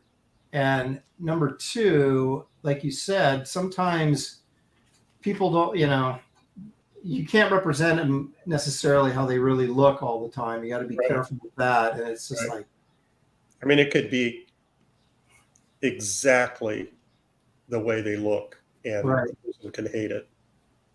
Yep.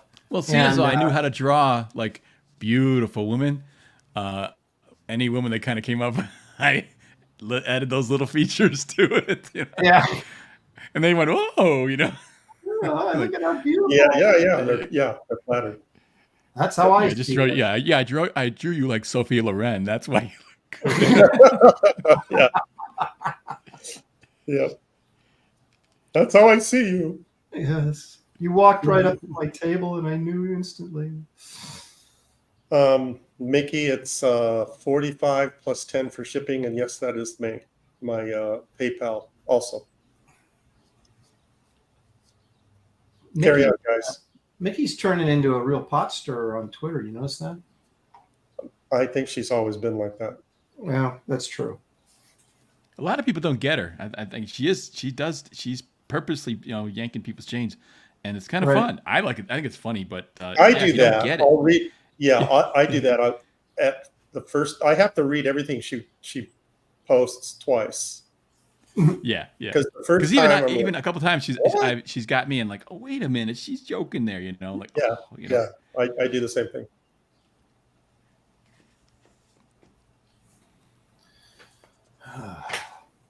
Man. I made this comment the other day on my Sunday show that because I do like a Frazetta image of the day every day, and you start looking at some of like Frazetta's paintings. I'm bringing this up because I'm doing this, John Carter thing, and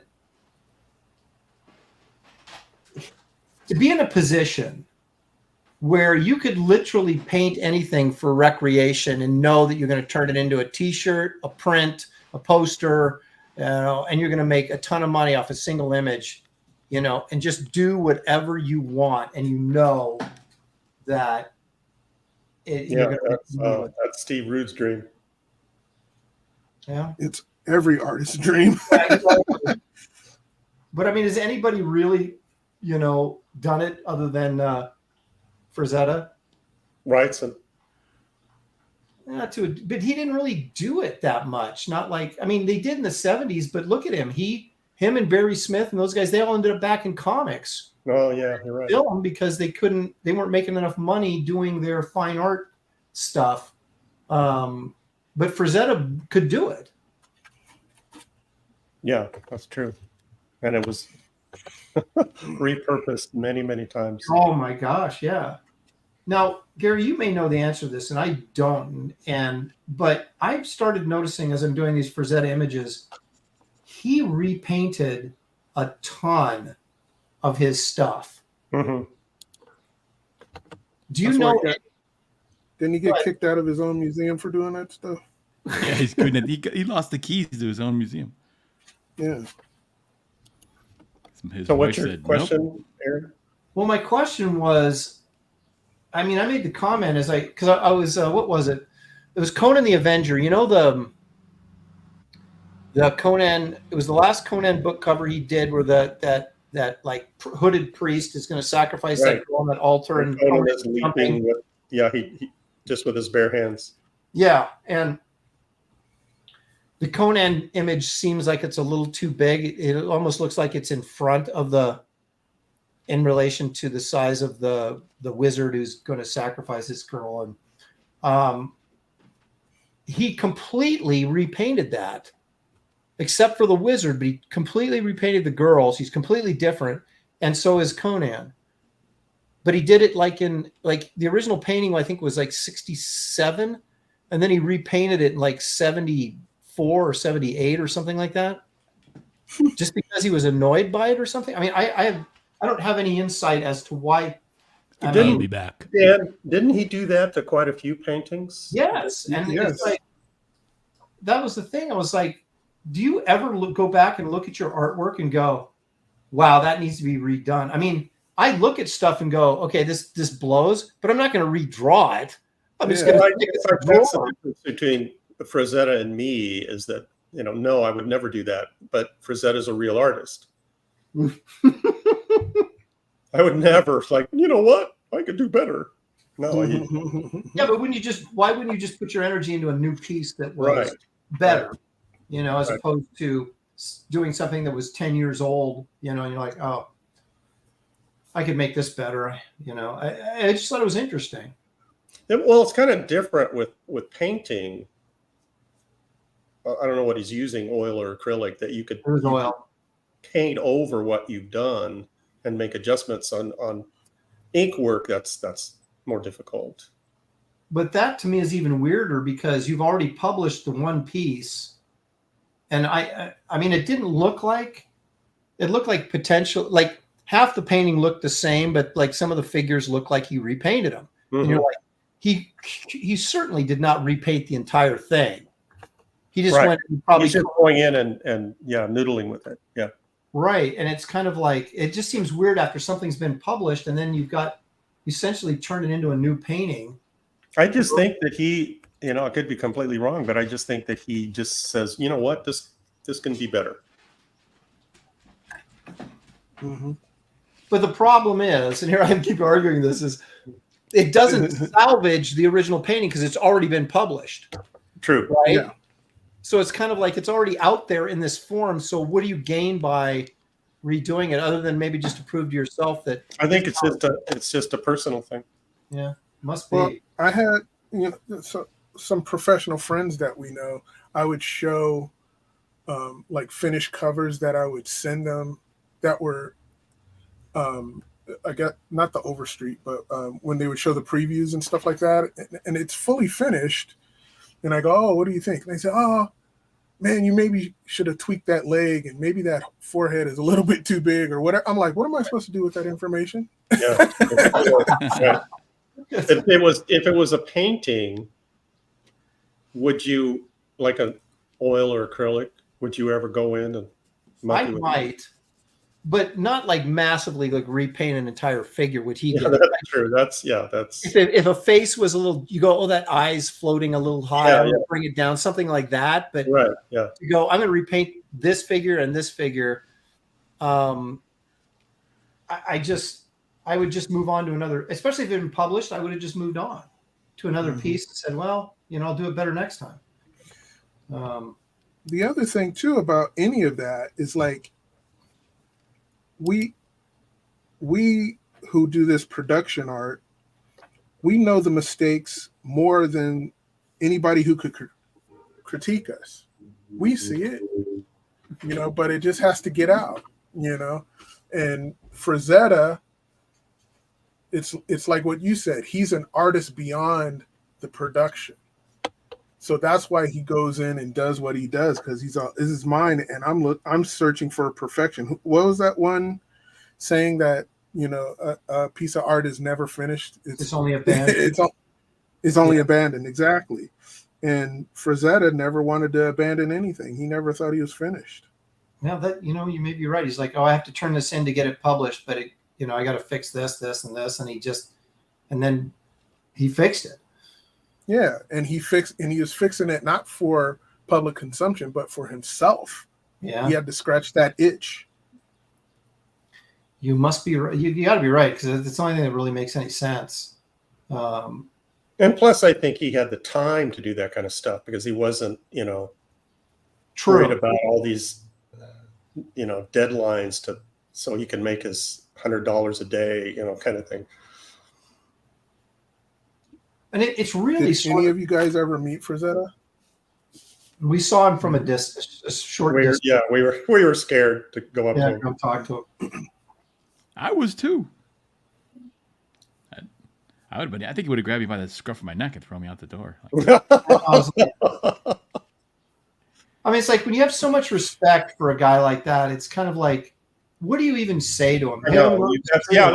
That's right. We were standing there trying to figure out what we would say to him, and we realized there's nothing we could say. So we just like, there was nothing. There's nothing we could add to it. It's like when I first went up to Steranko and talked to Steranko, I brought up his Tower of Shadows story, right? And everybody talks to him about Captain America and Nick Fury, but I bet no one has gone up to him and said, "Hey, what you did in that issue of Tower of Shadows was killer," and talked to him about and that really got his attention, right? Yeah. But you go up to Frazetta and go, "Hey, you're my hero," it's like, you're one of 10. That reminds me that when Harold Foster was my mentor, he told me, "You know what, Gary? There's nothing more I can teach you because." Is this like too many episodes back that people are going to get what I'm saying? Well, you're talking about Harold Foster, the guy that ran the grocery store down the street from you. Right. The grocer. Harold the grocer Foster. Yeah, you're not talking about the Valiant artist. Mickey, I just checked. I did get the payment. Thank you very much. I will send it out tomorrow. Also, are those for your nudes or? What? Dan, you're Gary's selling nudes. Dan, this is Graybeard'S.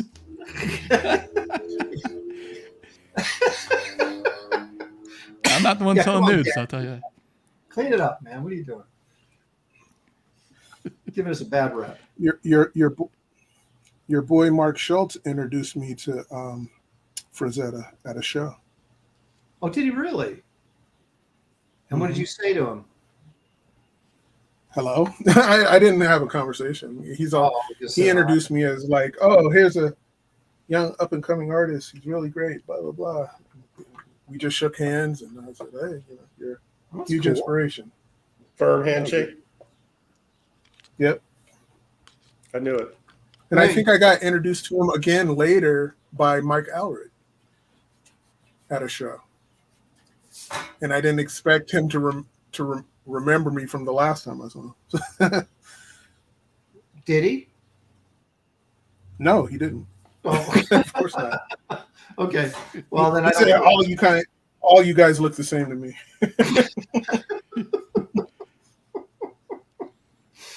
Well, I don't feel if they don't remember you, you got to pretend to not know them. Like, who are you? Yeah, right. Yeah, right. If they remember you, then you can say, "Hey." Can you imagine you get introduced to Frazetta and you go, "Hi, I'm sorry. What do you do?" That's what. Yeah, Aaron. That's what we should have.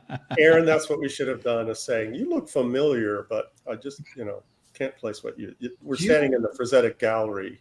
Or you go there and go, "Did you paint all these?" Yeah. Did you do these by hand?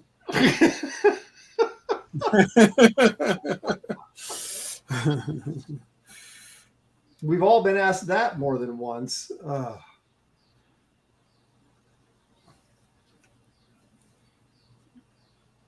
I'm always fascinated by. Sure.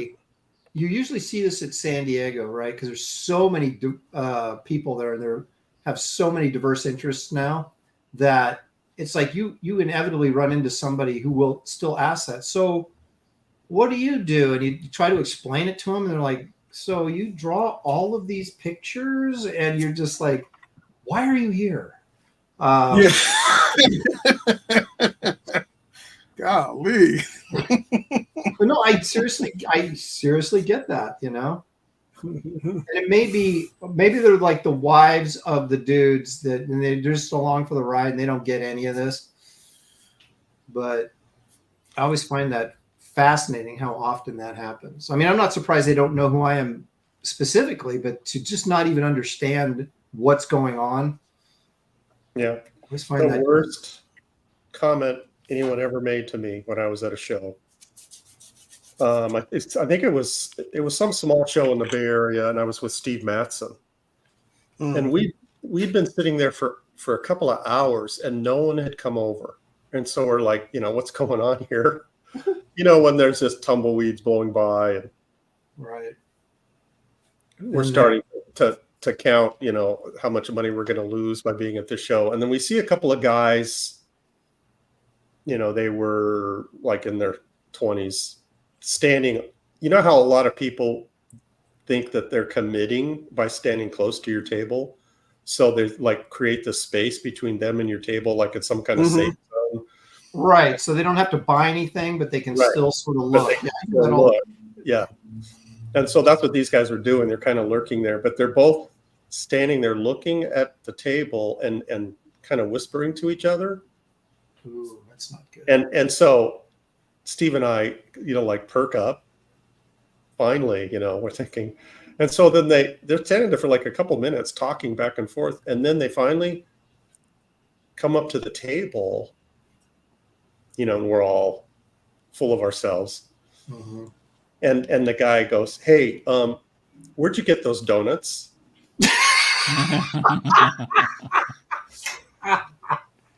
Man, I wanted to chuck those donuts at those guys. Oh my gosh. Hey, where did you guys get those? Like, why would you sit around and talk about it? I don't know, but it was. If I saw some dude eating donuts, I just walk up and go, "Dude, where'd you get those donuts at?" Yeah, but they apparently had this whole conversation about. Should we ask them? Do those guys look like donut guys? Do you order those donuts? Can you believe that there's donuts around here? Where did we get them? Yeah. You ask them. No. You ask them. Yeah, that's probably, you're right. Do I have to buy a picture to get a donut? Yeah. That's right. You should have. That's the minimum I could buy. Yeah. Yes.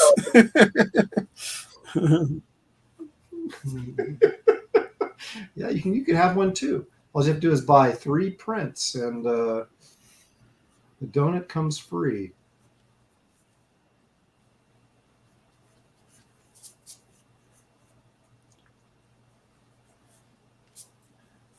Dead air. Brian Norton says it was a pickup line. Gosh. Angela, I am not going to Rose City, so you cannot pull your hijinks on me.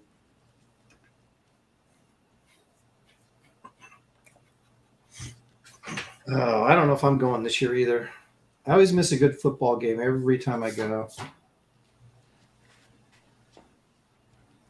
You guys were talking about the Planet of the Apes. Did you see I saw the latest one. I thought it was pretty good. They've all, it's funny. My daughter, her boyfriend was here, and it was like, we want to go to this, there's one remaining drive-in in the whole area, and they were playing Planet of the Apes, which is not a chick flick. My daughter's like, I don't want to see that. And she asked me first, though, she goes, have you seen this? And I go, well, no. I said, but all the other ones have been pretty good. So I would imagine this one's probably, you could run the risk of it being pretty good. And that's kind of how I feel about it. I mean, I'm not a huge CGI fan for that stuff. I'd much rather practical effects, but yeah, I agree. They've all been pretty good. I mean, that's not a film I would see in the theater. If it shows up somewhere else, I'd watch it. But so you said you saw it, Dan, or you haven't seen it? I did, and I liked it. I didn't like I think the first one they did with the apes, with the new CG stuff, but I just liked the very latest one. I thought it was a pretty good story. Well done. Well, was the last one the War or Conquest, or what, I forget what they called it, the War or Conquest or something like that. Well, the one they're doing, they just did as Kingdom of the Planet of the Apes, whatever that means. But not the one that's just come out. I'm talking about the one that. Well, there was the one with Woody Harrelson in it, and then wasn't there one after that? That's the one I'm talking about. That's the one I'm talking about. That's the one I just saw. Yeah, I thought that was the kind of the latest, but there's a new one you say so. You just wait a minute. You just saw the Woody Harrelson one. The one with Woody Harrelson is that one's. How old is that one? That's been a while ago. Oh, okay. I had not seen that one, I guess, but I liked it. That's the one I liked. Was the one with Woody Harrelson? There was one where there was a fight scene between Caesar and this other ape that was trying to take over and they had this kind of like cage match in these ruins and surrounded by all the apes like cheering them on. Was that the Woody Harrelson one, or was that the one before the Woody Harrelson one? Don't think so. Okay. So there's those two, and then now this new one. And yeah, I don't know. I mean, if it was, I don't know. It takes a pretty good looking movie to get me to the theater these days. I was always surprised that Planet of the Apes have become this huge franchise, that they keep making ape films. Everybody loves monkeys. It's one of those right? things that was on lunch boxes. It was on all kinds of, it made it into the pop culture for sure, I remember being a kid, coming home from school and watching it on TV and stuff like that. And I think that's what they look for with these properties now. Does it have a parent kind of connection and kid? Can the kids like it now, but also will the parents take it because they want to go see it too? Yeah, I think that's a good point. And they're constantly remaking like stuff. That's why the Marvel movies did well, because it had the people who read them and when they're kids taking their kids. Taking their kids, yeah. But now that, of course, no one read Mrs. Marvel, so they didn't go see that one. Ms. Marvel. People in the chat want to know how much time is left. Wow, they get when the people in the chat are starting to get bored, it's time to reformat. Well, let's see how we doing there, Dan. Let's go about 15 more. We'll wrap it up. Because I'll be done in 15. I don't know about you guys, but So why did you look at Dan's piece? Was that just a ruse? Yeah, I'm a guest. well, no, I was checking to see if how close to being done he was, and then I took a look at David's to see how close he was, and I thought, okay. And then you looked at yours. And I'm only doing pencil because this is fairly involved. Yeah, you've got a lot of going on there. But I like how it's turning out, so I think I will finish it as an ink drawing, but I've been keeping it kind of loose and rough as a pencil, trying to get into that Frazetta feel, that Conan feel, even though it's John Carter, but, same difference.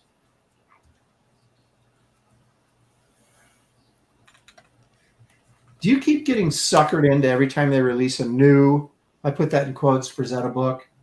You're like, oh, I got to have that. I've got like over 30 Frazetta books. There cannot be a piece of art that he has drawn that I do not have a reproduction of. Damn. Yeah, I feel like and yet they come up with a new book, and I'm tempted to buy it. Yeah, I'm the same way. Yeah, there's got to be something in here that I don't have. Oh. Or I've never seen. That's it. To see a Frazetta painting you've never seen. I got that gigantic Taschen book, which is really, really good. But it's like, I know there's a new one coming out that Vanguard's putting out. I can't remember what it's called, but it's like there can't possibly be anything in here that I don't have in one of these other books. So I'm resisting the temptation right now to. I don't care for the books that are really especially big, just because they're so heavy to hold when you're trying to look at them. I'm just a pain in the butt. Just like just to open it up on your desktop is like this giant tomb. I just give me a little bit more of a. That impresses me. The weight of a book. You're like, oh yeah, now we're talking. I don't know what it is, man, but the bigger the better. Everything that's giant is cool. Yeah, I agree. It's not for size, maybe like the dimensions of the width and height, but the weight. If it's just like a big. Well, yeah, they are hard to read. Like some of those twice up artist editions that you feel like Edith Ann sitting in a giant rocker. Well, I bought those blacklight posters, those reissues of those Marvel blacklight posters from like 1968, and they're huge. They're in this giant box. And it's got the one I've got has got the Gene Colan Iron Man drawing of him breaking through a wall. It's just really cool. Mm-hmm. And it's like, I can't hang these posters up, and I can't really look at them. But I got the box. It's so cool, Gene Cole. I got it leaned up against the wall. You know, I mean, that's how I'm just playing the box. Yeah, what are you supposed to do with this? And that Taschen book is up on the. I've got the history of EC over on one side, which is one of those gigantic Taschen books, and then the Frank Frazetta book on the other corner of this huge desk I have. And it's like, yeah, I mean, Dan, you're right. It's like, how do you look at that? You can't even look at it comfortably, but it's gigantic and it's so cool because it's so big. Yeah, you can't curl up in your bed and, you know. Yeah. You're welcome. Thank you, Spaceman. I appreciate it. I guess ultimately it's a collectible. What's that, Dan? I say ultimately it's just a collectible, you know. Right. And I've got a thing for those, but kind of fun just to have them all. Yeah. Well, have you seen those Taschen books? They're they're oversized giant books like these, but they're like Spider-Man 1 through 40 or whatever. You know. Yeah. And it's like so they're $200 a piece though, and I'm like, I want to get the Fantastic Four one. I want to get. They have an Avengers one. They have a Spider-Man one. And they're just like how am I going to read this? You know. And they're 1,000 pages, right? Yeah, exactly. They weigh 100 pounds, and they're $200, and you got no place to put it, and there's no place to read it. But I still want it because it's so gigantic and cool. I've got a bunch of artist editions, but my favorite happens to be the largest one. It's the Hal Foster Prince Valiant one that Fantagraphics published. Oh, it's like 24 by 36. You know, I mean, it's and it literally weighs a ton. I mean, it's so big. There's fold out pages and really, really well done book. But it's very difficult to read. Yeah, you almost have to have like a dedicated table space or something. Right. Giant books that you can, Yeah, but it's worth it because then seeing his stuff up close is. Oh yeah, I bet it is. Yeah, that's going to school. I mean, I got a Hal Foster book, but it's just kind of a normal, so it's oversized, but it's not like that. And I don't know. You know what they say, bigger is better. So.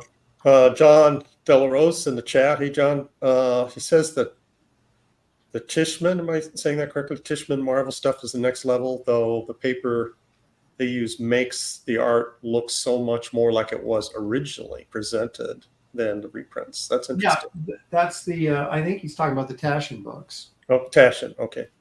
And yeah, I always liked that old newsprint. It just, the artists were doing the work, their style was meant to be published on that stuff because they knew it wasn't going to read very well. So, like John Romita inking, I mean, it's very bold and and those guys were doing the work to be seen in that, poor publishing quality paper.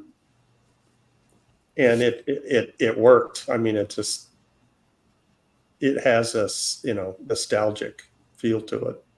Well, that's an excellent point that we often forget, because we look at modern artists and we go, oh man, the modern artists are so much better, shouldn't be the right word, but we do think that way because, it's more detailed, the fine line stuff. Well, those guys didn't. But that was as much a product of the reproduction as it was their abilities, because a lot of those guys were just fantastic artists, but they couldn't do what we're doing, today because the reproduction was so crappy.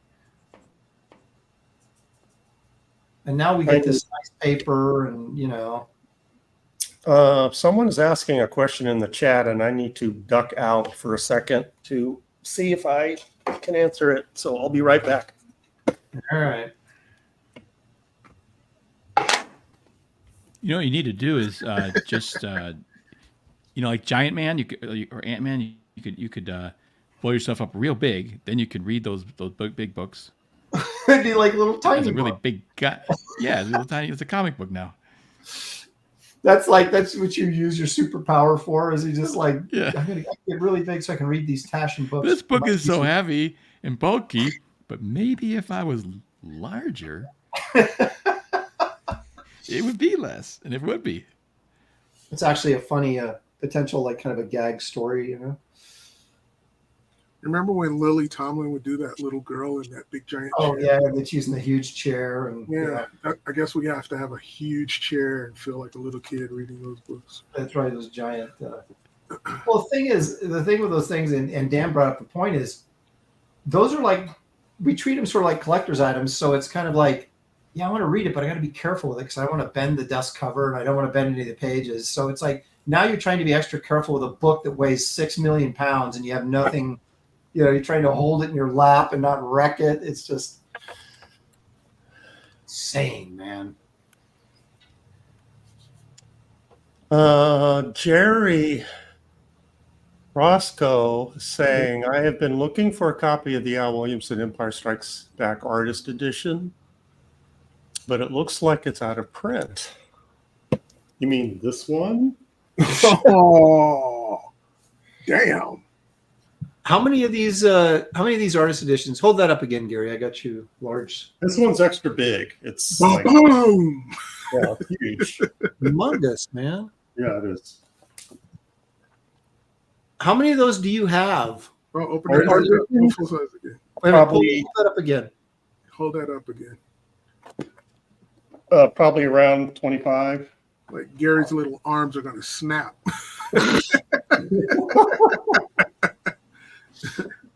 Yeah. Now give me 20 reps. Jerry, I'll type in my email. Make me an offer.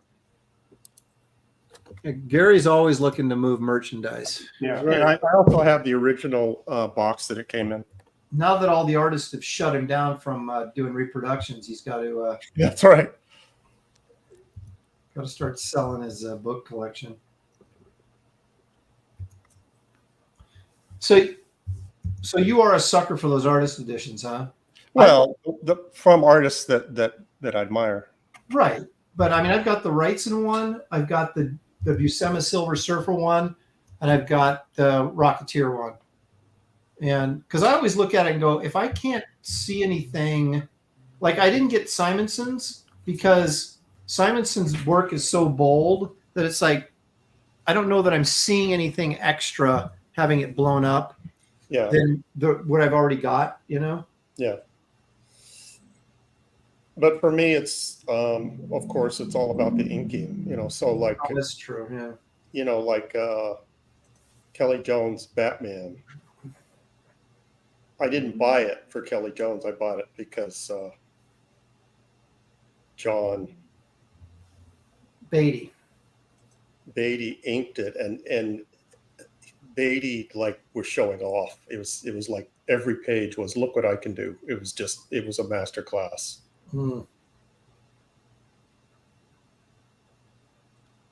What is Beatty up to? Have you heard from him, David, or anybody? No, I see him liking certain things here and there. Well, I don't know if he ever goes to Facebook anymore or not, because he never answered my. He used to show up in the chat every once in a while. Because we want to get him on this show, but I can't get a hold of him. And I was going to have William Stout on, but now that I know that he hates Gary, I can't bring him on. Talk about awkward. Not anymore. Geez. He probably forgot. He probably doesn't remember who I am. He probably does. What piece Did they ever do a reproduction of the Blade Runner stuff? Wasn't Al Williamson on that? I always thought that was pretty wild. Oh yeah, that stuff was awesome. What, Al Williamson did a... He did a Blade Runner adaptation, I think, right? I believe so, yeah. From the film, yeah. It's really good. Was it like for Marvel? I think so. Probably. Yeah. It's funny, man. I just sort of... I dropped out in the 80s, and I missed a lot of stuff that I was completely unaware of that happened. Nikki and Angela are getting together or some kind of collusion. Oh, She no. says, Angela, we need to do something about that Earthlink email. What do you mean you need to do something about it? I've had that email for years. I still got my Earthlink one too.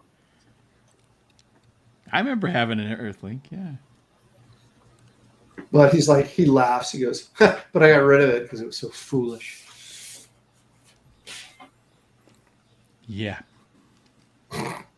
Well, my web guy keeps telling me, you gotta get rid of this Earthlink. They have too many limitations on what you can do with the. I'm like, okay, but I don't know anything about that.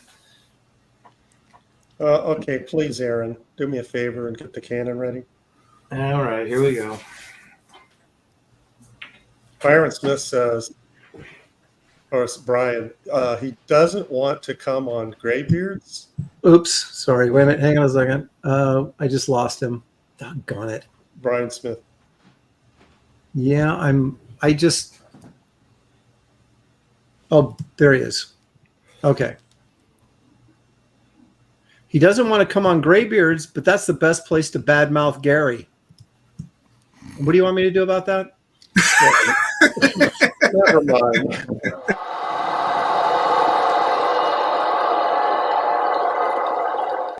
I realized when I said it that I was like, that's what I was going to get. Gary, this I feel like you're like on this show every week. Help! Help! I'm being repressed! but Bloody peasant. You're not. That's Okay. the only reason I show up. Just potential taking a shot at Gary. Well, I miss it. Yeah. No, it's like he's constantly taking shots at me, but then, when the tables get turned, he turns into a little crybaby. I don't know. Am I crying about this? I think you are. I heard a quiver in your voice when you said that. You wanted the cannonball. Your voice was cracking. Cannonball. Please. You got a cannonball, that son of a bitch. He's good.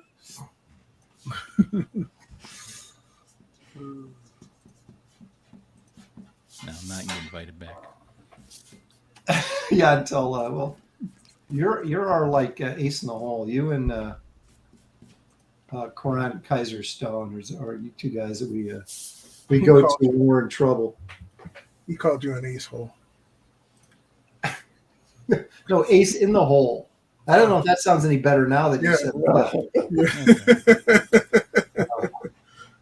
John Smith said, Gary is the Rodney Dangerfield of Graybeard'S. That gets no respect. I get no respect. I went into a bar. The bartender goes, "What do you have?" I said, "I don't know. Surprise me." Showed me pictures of my wife naked. I believe that. But. Oh, that's good. All right, Henry Bemis, thank you. True friends. Gary's stories are my favorite part of this show. Well, that's the only thing he has to Cannonball. offer. He doesn't draw anything, so what else is he going to do? I wish I could say the favorite part of what Gary does. Cannonball. Hidden Media, I'm not going to read your comment. Gary's first phone number was 1. I'll read it.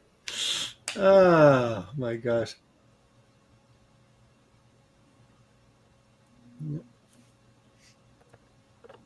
Pastmaster Dan is finishing my Rodney Dangerfield joke, but he made it worse than mine. He says, so he took off all his clothes and showed me pictures of my wife. No. He showed him pictures of he showed him making pictures of his wife. The bartender didn't take his clothes off. Why would taking his clothes off make the joke better? I don't know. A Pastmaster Dan must be drinking.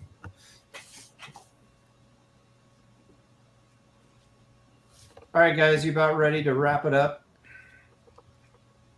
Yeah. I'll call this Dan one. Well, you did have to start over, so we do understand that. I am just surprised you don't start over more often, but that's another story.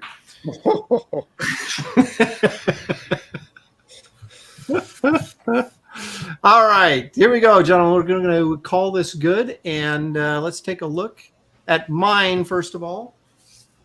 John Carter, Dejasaurus. That is ambitious. Some lizard creature that's really not part of the John Carter folklore, but I threw it in there anyway because I didn't want to draw another white I ape. like it. Yeah, me too. That's saucy like the girl. Dejasaurus. Yeah, he's that lizard guy is zooming in on. Yeah, he knows where the Yeah, he the doesn't. soft meat is. So yeah, I'll go ahead and ink this. I'm going to ink it loose though. Keep it loose. You got to paint it. Is he making a fart noise in his arm? It's a waka waka waka waka.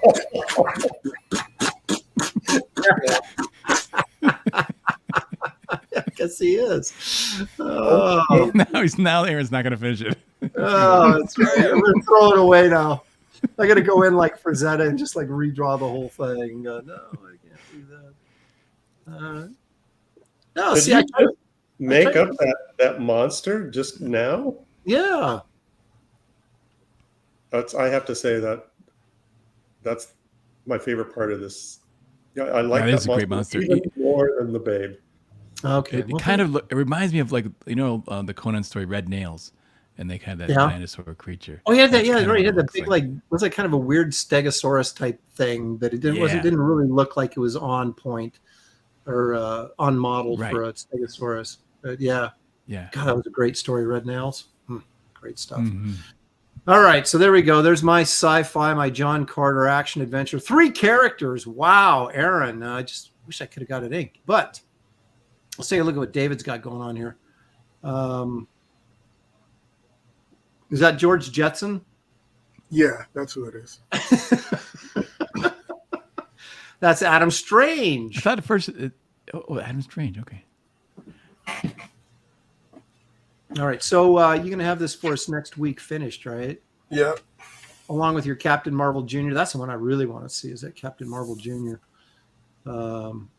Very nice. What size is this? Now, what's the difference? I mean, I'm 8.5 by drawing 11. Buck Okay, Rogers here. I've been drawing Buck Rogers, and this looks like Buck Rogers. What's the difference between Adam Strange and Buck Rogers? I got to look him up. About Not 10 much. years. Yeah, exactly. Exactly. Well, let's Is take Adam a look. Strange DC? Is he a DC character? Yes. Yeah. Mhm. Yeah. Okay, I don't know I'm gonna have to who- look is him up. I mean, I Buck heard the Rogers- name before, but I don't know. I was a Marvel guy, so I didn't get all the DC. Is Buck Rogers a King Features thing? I think it It is. was, yeah, it was a newspaper strip. I don't know if it was King. There's Buck. Oh, I love that. Wow. Look, he's got those rights and grippy hand going on the right hand there. Mhm. Look at that gun. Yeah, Nice. it's Look at the shadows you put on there. Some great volume to it. Yeah, Nice yeah, I work. agree. Put like a Frazetta booty cheek in his hand. He's like, They palming a cheek. He's like protecting it. He's all, bitch, get behind me. Just yeah, that'd be good. Wow. Or I could have Elmer Fudd's head. Have him doing the Bugs Bunny thing. Yeah.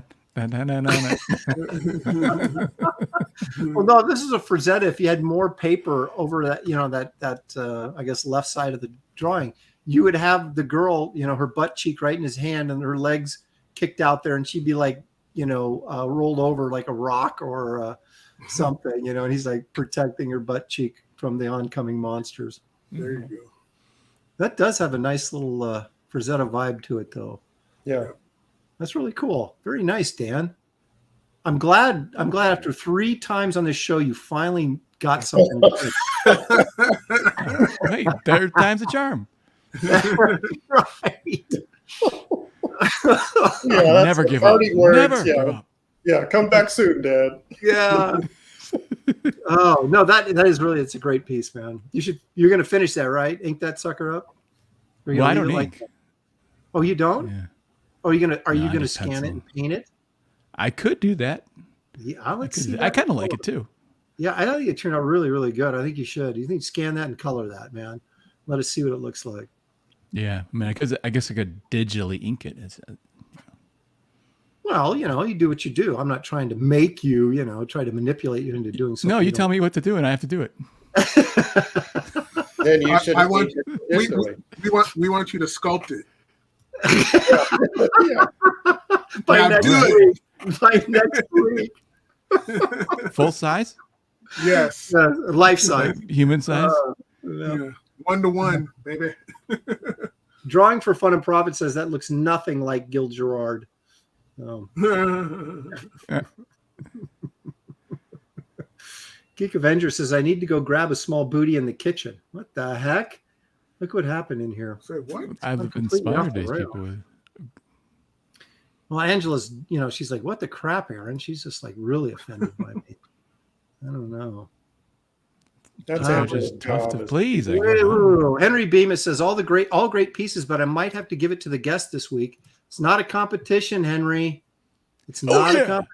In your face. Brian Smith says Dan gets uninvited at the end of every episode he appears on. Yeah. Yeah. Don't ever come back. That's right. Quit showing us up. What's wrong with you? And then enough time builds up and they get really desperate. That's right. Where's Dan? He'll come in. We need somebody. We need anybody, please. I don't care who it is. Somebody help us. Warm bodies. I'm like the seat filler at the Oscars, like when somebody they leave. Yeah. I just kind of come in and make it look like you guys are popular and stuff. That's right. And pretend you take home the award. I would like to encourage everybody. We have a large audience again, and I thank you guys for joining us. Please hit the like and subscribe if you haven't done so already. It helps this channel grow so we can bring in more interesting guests like Dan Lawless to make us look bad.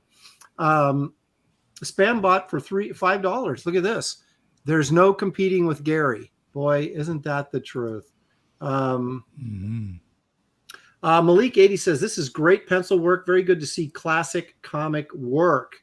I'm going to pretend he's directing that at all of us. And I'm going to say thank you very much for that. It's great to see these old ancient people drawing old games. That's right. Old stuff from the 60s. It's good to every once in a while you go into a museum, you want to see the history. I want to see the classic. Cave walls. Okay, I'm going to wrap this up. Thank you guys all for joining us. Dan, thanks for jumping in and helping us out last second. We really appreciate it. And sure thing. We always love having you on. Hey, tell people to go to my website and check my tutorials out. There you go. Lots of good stuff. Is it how to draw hands and horses and figures and all kinds of stuff. So, and like I said, if you want to put something on Twitter and you want me to critique it, I'll do it Publicly. on the show. Yeah. This is YouTube, not website, or is it website? You said website. You said website. Is it on YouTube or YouTube? My YouTube channel, but I do have a website. They can hit that too if they want to. Actually, on my website, it has links to everything: Instagram and and Facebook. And are you danlawless.com? What's your website? Yeah, it's danlawless.com. There you go. Just spell his name and you can find him. So check out those tutorials. Well, they can't spell my name. That's the problem. But if they could, imagine what they could accomplish. Yeah, exactly. Just go to Twitter, find me there. I was going to say also that I do have a campaign called Kit Carter Planet Doom. It's a graphic novel. I've got 8 pages to go. You'll find the link in the description of this video. Also, Kelsey and Mike Barron's Nexus Scourge. That looks really, really cool. You'll find a link for that as well. Visit Dan's YouTube channel. Learn many things. And, of course, David Williams, you can find on Instagram, Twitter, and Facebook. Gary, I'm sure you're at all 3 of those as well. So anyway, thank you guys for joining us. And have a great week. And we'll see you guys all right here next week on Graybeard's Studio. Thank you and good night.